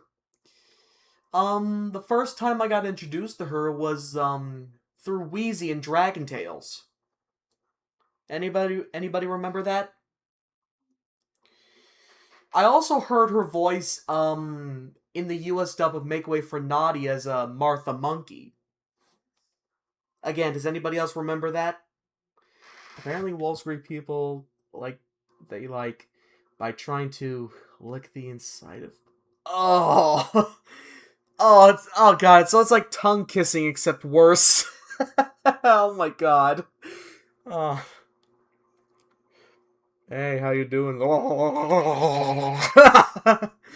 It's like one wolf comes up to another one and is like, hey, how are you?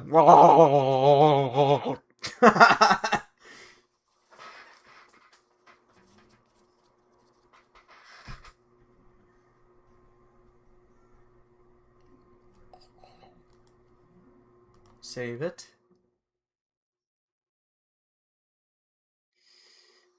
Neat. We got a couple people here that remember it.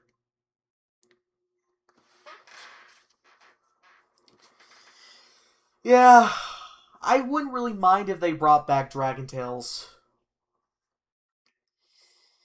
Yeah, believe it or not, that's one of the shows I actually turn to as a last resort if my creativity is running dry.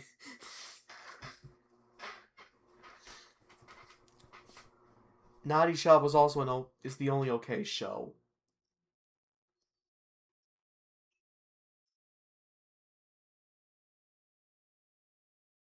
Sweet. Oh my god. If you ever tried doing that, oh god, I don't know what would happen then.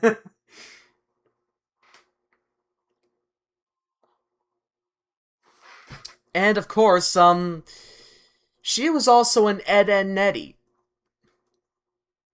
Not just as one of the Kanker's sisters, I think it was Marie Kanker, but she also played Kevin. You know, the character that usually calls the Eds dorks. Dork!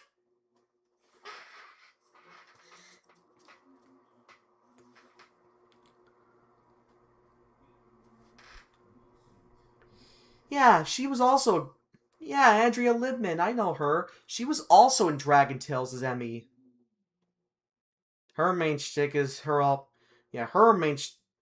Yeah, I still remember her catchphrase. Definitely. I think I remember there being an episode where Max her sister Max her brother got a taste of the copycat and he started acting exactly like her. Oh yeah, that's right. He was voiced by yeah, she was voiced by Ian James Corlett's daughter.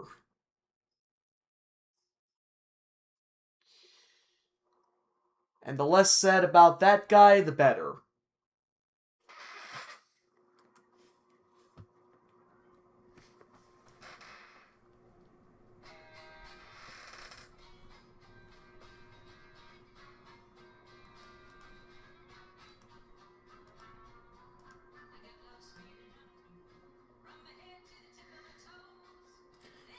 They apparently also non-people to show affection. I could see Frank doing that as long as he's gentle about it.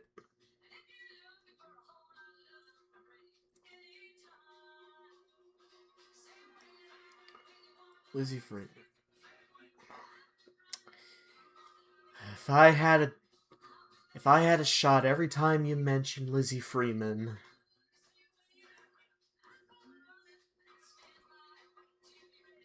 I can't believe we are talking about Naughty.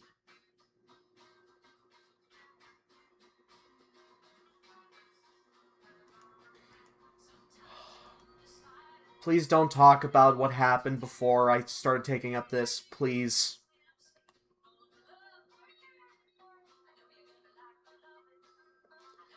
I mean, I don't hate Naughty. I mean, it's great for what it is, but it's just what they did to Naughty in the recent years. I like how Kevin and the cul-de-sac stood up for Eddie in the movie after realizing what he's been through. Yeah, that's right. All it really took for Eddie for the cul-de-sac kids to forgive him was a simple apology. Yeah, like imagine Frank trying to lick the inside of Randall's mouth. He's like, "Back off, Buster! Back off, Buster!"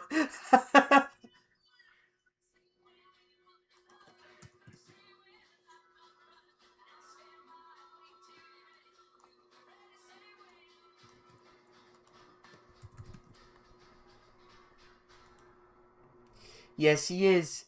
It's the cute wolf again. And he's sitting by the pond without a care in the world.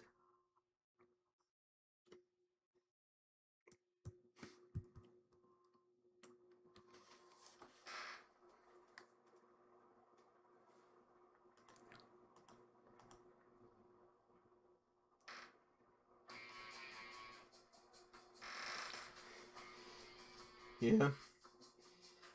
Yeah, I remember Make Way for Naughty. I used to watch that all the time when it was on demand at my grandma's.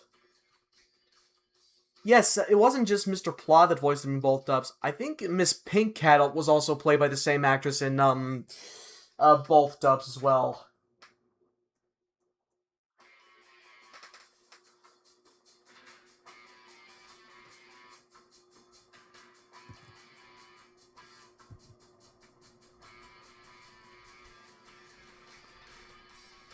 Yeah, even if the pacing and CGI wasn't really that good, that hasn't really aged that well, I could still appreciate it for what it is.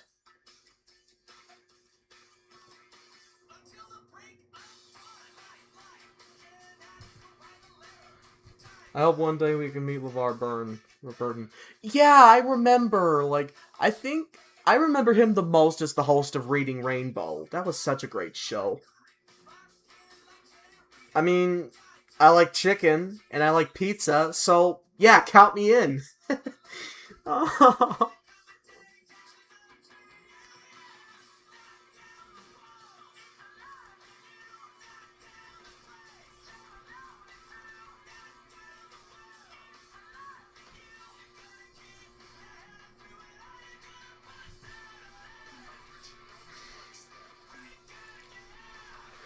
Yeah, I hope to meet Tom Kenny at some point because he voiced a good majority of the characters from my childhood. I know my friend Baby Lamb Creations met Simon met Tom Kenny before. So, yeah, if only my parents weren't so busy with their jobs and such.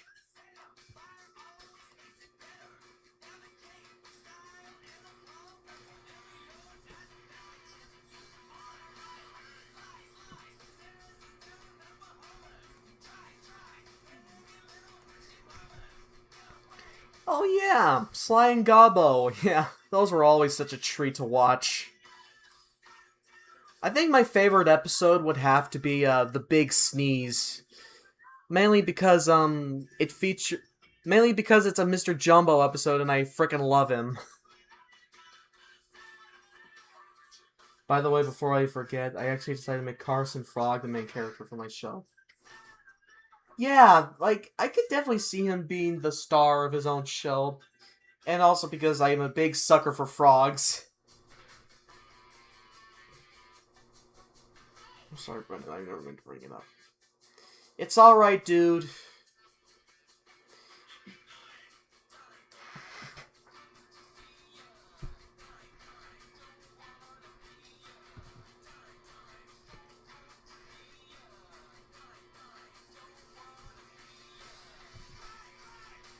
Interesting.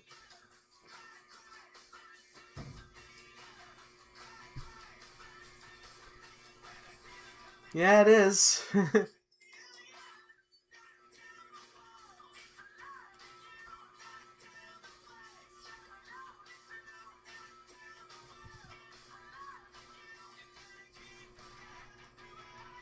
Yeah. Yeah, I could definitely see Jackson Slaps. I mean, yeah, that's a neat choice for him.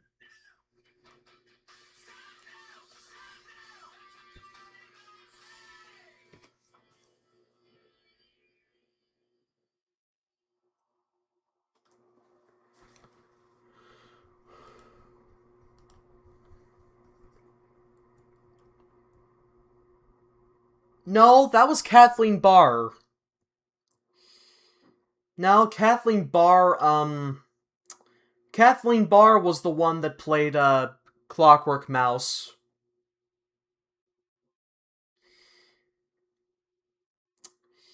No, Ian James Corlett No, that guy played Mr. Jumbo in that show, and I think he also played Mr. Wobbly Man. At least in the US dub.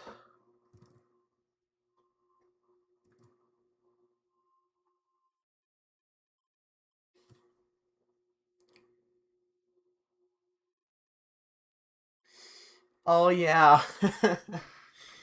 Yeah. I always think frogs are just, like, so cute and funny in fiction. Like, they're so blubbery and funny and shit like that. Also, oh, what's this? Is this like Kentucky Fried Pizza? Oh. Yeah, Dragon Tales was also my introduction to her. It was my introduction to a lot of different actors on that show, actually. Not just the ones mentioned above, but also Danny McKinnon, who played Max, Chantal Strand, who played Cassie, Jason Mike as a Zack, Ty Olsen as Ord, um, I think. Oh yeah, Gary Chalk. He played Mungus the Giant. Oh yeah, and Scott McNeil. He played Sid Sycamore.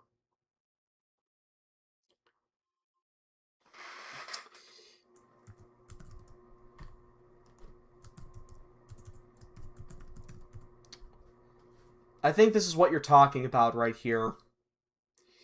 And as for the last character you mentioned, yeah, Make Way for Naughty in a way was like my introduction to Tabitha St. Germain.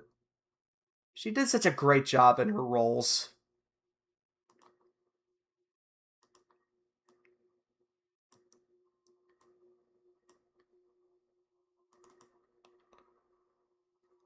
Yeah, she is.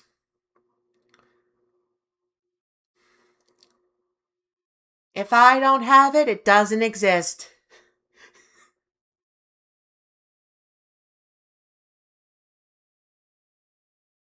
Yeah, basically KFC had an item where they put pizza sauce, cheese, and toppings on a piece of chicken. They basically chicken parmesan with pizza toppings. Oh, I see.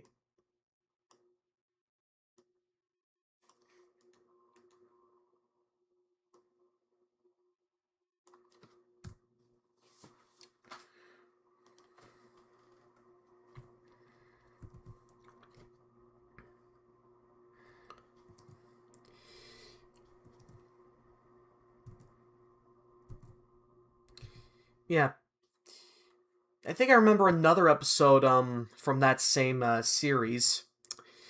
If I remember correctly, it was the episode Googleberry Moon where Noddy and his friends go to a Googleberry patch to watch the moon turn red and harvest for Googleberries. And before you ask, no, Googleberries is not a real fruit. And apparently Sly and Gobbo hear about the Googleberry moon and taking advantage of it, decide to blow a cloud in front of the moon so that they'd steal all the Googleberries and yeah. Wow Wow Wubsy was my introduction to Great Lyle. Mine was Clifford the Big Red Dog. She was my introduction to Clifford was my introduction to Great Lyle. A lot of different actors really. But I'll save that for another day. Though the latter show you mentioned definitely introduced me to those two. The latter two.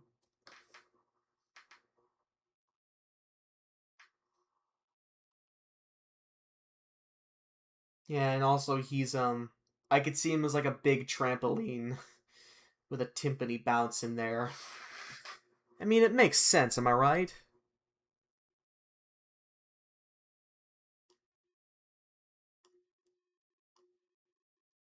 Uh, to be honest, I prefer. I, oh, to be honest, I prefer ice cream and pizza separately. Why would even someone make an ice cream? Why would someone even make a pizza flavored ice cream? Like, I don't get it.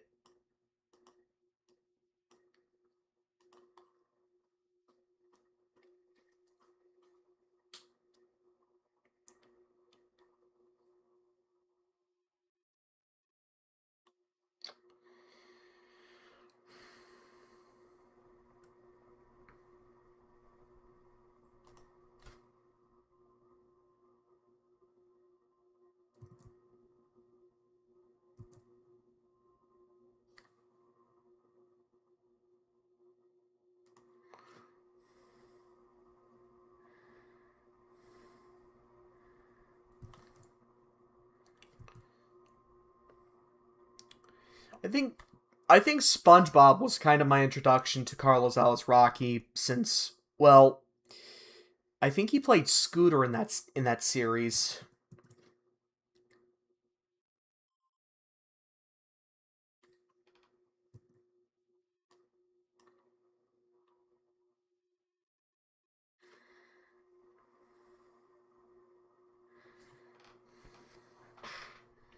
Basically, it was like little chocolate.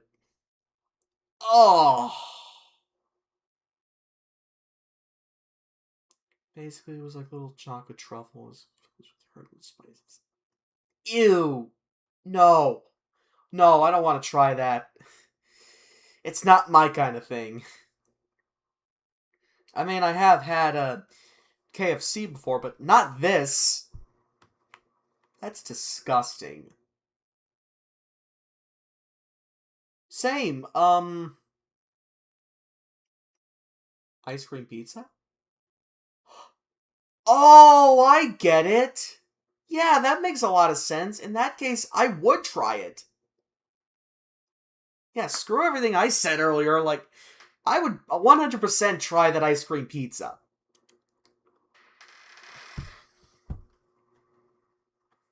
He experienced high tide! Ah! He experienced high tide! Ah! The worst part, it was sold for Mother's Day. Yeah, because that's what every mother wants on their special day. A gross food product. There are much better things to sell for Mother's Day other than that.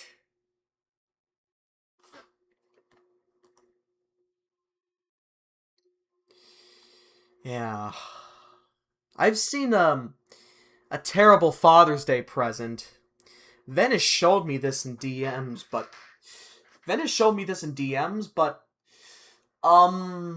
it was basically like a little box where you had to like unscrew a lot of the holes, unscrew a lot unscrew lots of keyholes with a little key. And once you get to the end, a big fat middle finger pops up.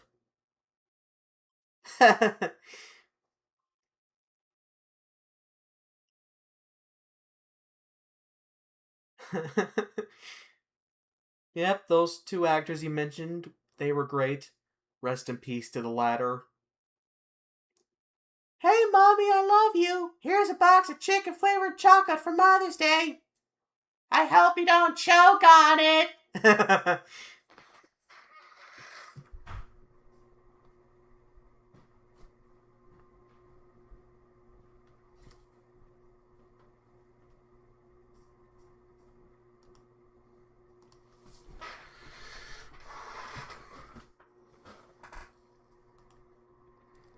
I remember that. Imagine giving that to someone to propose to someone, only for that to come out instead of a ring.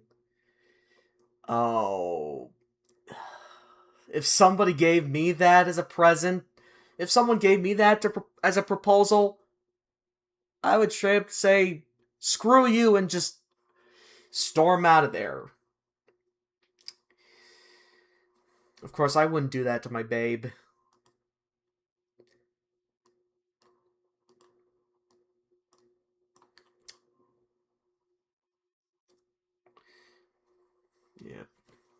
Yeah. Yeah.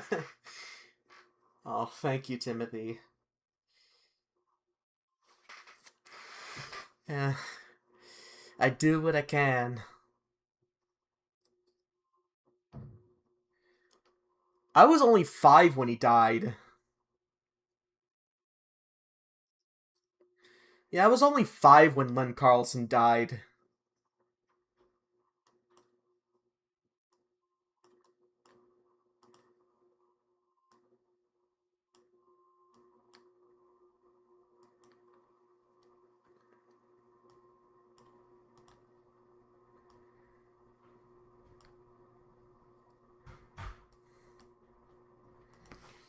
To be honest, I wouldn't want a diamond ring if someone proposed to me because I'm not putting my partner in debt like that. Yeah, because true love comes from what's inside. If I remember correctly, I think there was an episode of Bob's Burgers where like um oh god.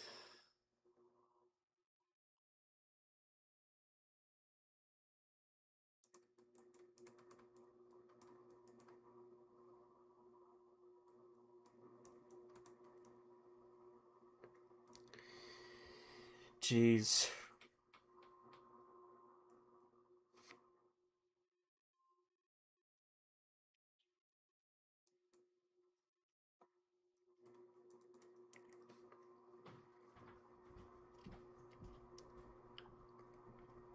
Yeah, I think I remember Lydia Love's Timeline talking about the Bob's Burgers episode The Ring But Not Scary, where Bob buys Linda a beautiful engagement ring to make up for the one he messed up, since he originally proposed with a romantic high five.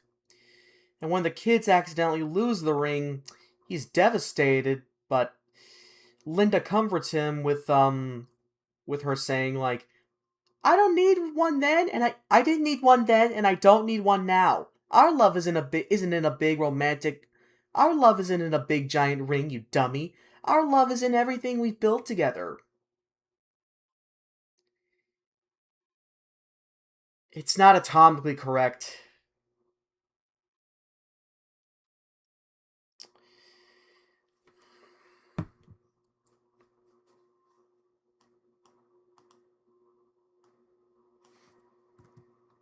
I remember this one of American Dad where Stan was trying to get a gift for Francine, but he kept getting distracted. Oh, right. That episode. I think it was. Wasn't that episode called American Fung? Because if I remember correctly, Stan kept forgetting her anniversary, and as a result, um, I think I think Francine ended up getting herself subjected to like an insane asylum after lashing out at Stan for forgetting her anniversary. I heard a lot of people say that episode sucked.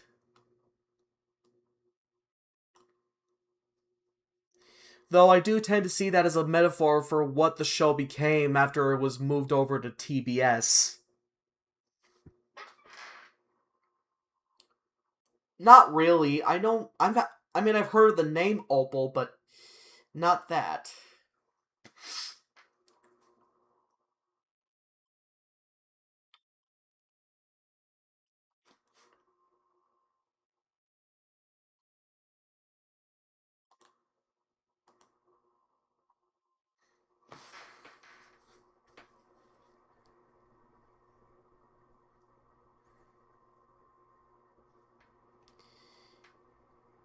Um, I don't think Venice knows your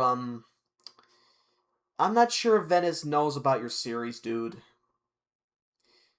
Timothy, I'm not sure if Venice even knows about your series.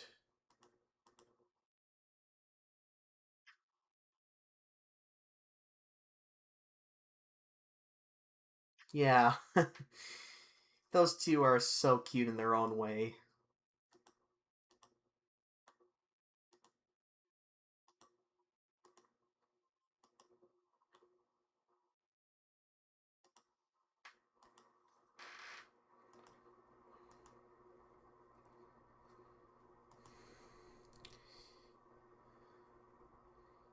Oh yeah, the shrink. I think I remember what happened in that episode. So Stan experiences so Stan thankfully gets out of a near death experience, but he kind of has trauma from the cab driver, and he has trouble with like he suffers from trauma because of the couple that was in the cab, and well, he just thinks, oh god, that could have been me in there. So his psychiatrist decides to you know give him like a miniature have him build like a miniature town for him to live in.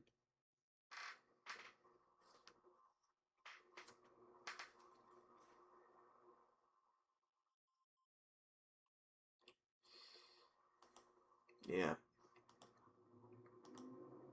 Oh, shit.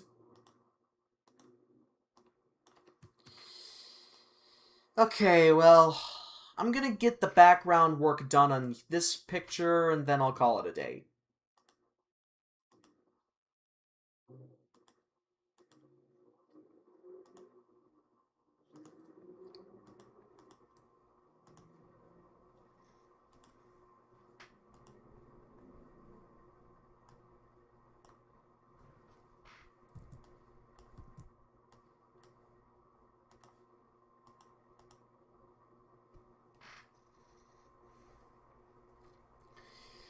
Yeah, I didn't really watch much of that episode.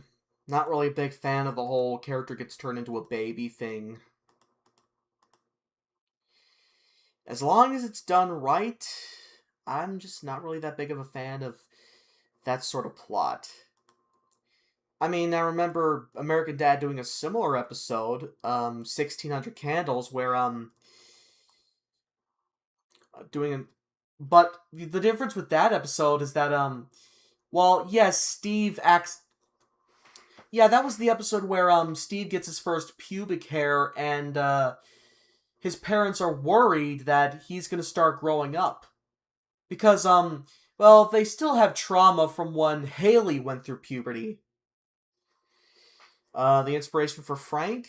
I think it was just, a compilation. For Frank, I will have to say, mainly just, you know, I think it was just a compilation of cartoon wolves that I saw online, and I wanted to base him off, like, my silly side of things, if that's what you meant. But, yeah. As for Wilbur, he came around at the time of, the other henchman, when I thought it was time to, give that shark some henchmen. And, oh, an opal. Sweet. Love how it looks. But anyway, Stan and Francine were worried that their son was gonna go through the same, rage-induced puberty that Haley went through, who's Steve's sister. So, Stan and Francine go to the lab to, get a formula for, people who want to remain the same age forever. But what happened was that, no, I didn't expect Wilbur to get, such complicated lore. What they didn't realize was that Steve, was turned into, like, a toddler by mistake. The only difference was that is that while Steve did turn into a toddler, he still acted like himself. He was still the same snarky brother that you'd expect.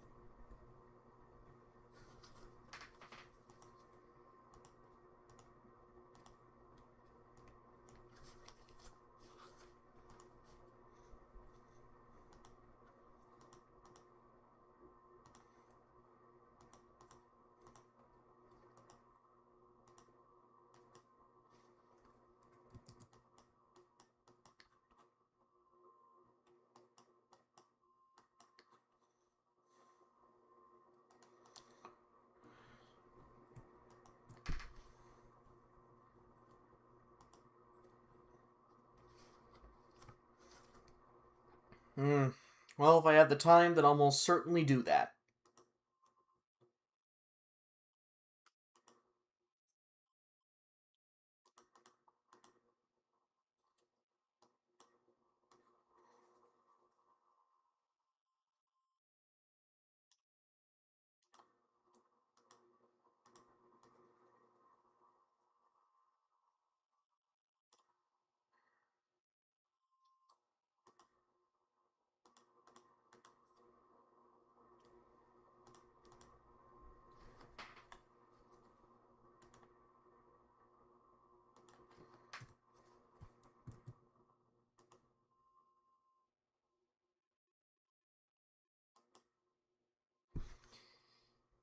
Yep.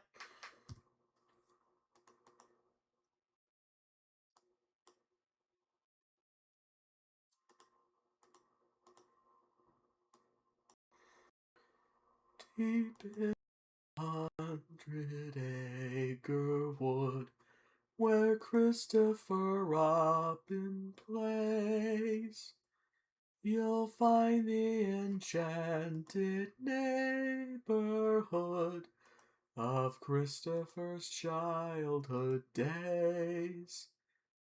A donkey named Eeyore is his friend, and Kanga and Little Roo.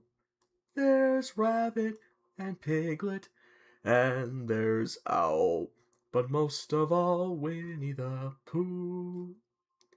Honestly, the fact that Gnarly still misses Wilbur, despite the fact that he's part Megalodon, yeah, he's really an idiot. It kind of makes the characters in that show wonder, like, who's the real idiot here?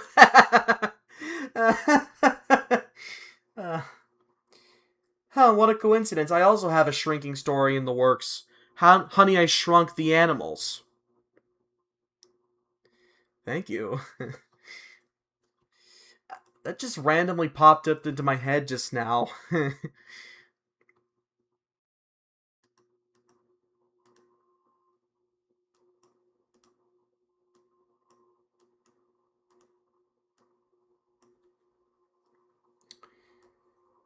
Thank you, Timothy.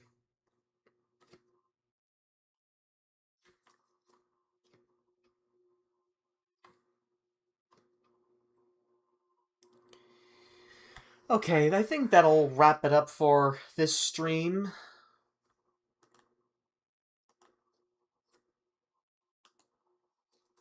Like, seriously, he's gotten bitten by Wilbur before and nearly had his arm reduced to dust, and he still messes with him. Oh, jeez. Oh, Gnarly, you half-brained idiot. Gnarly, you half-wit. But yeah. Yep, thank you all for tuning in, and hope to see you same time next week, or whenever I do one of these again. Until then, this is me signing off.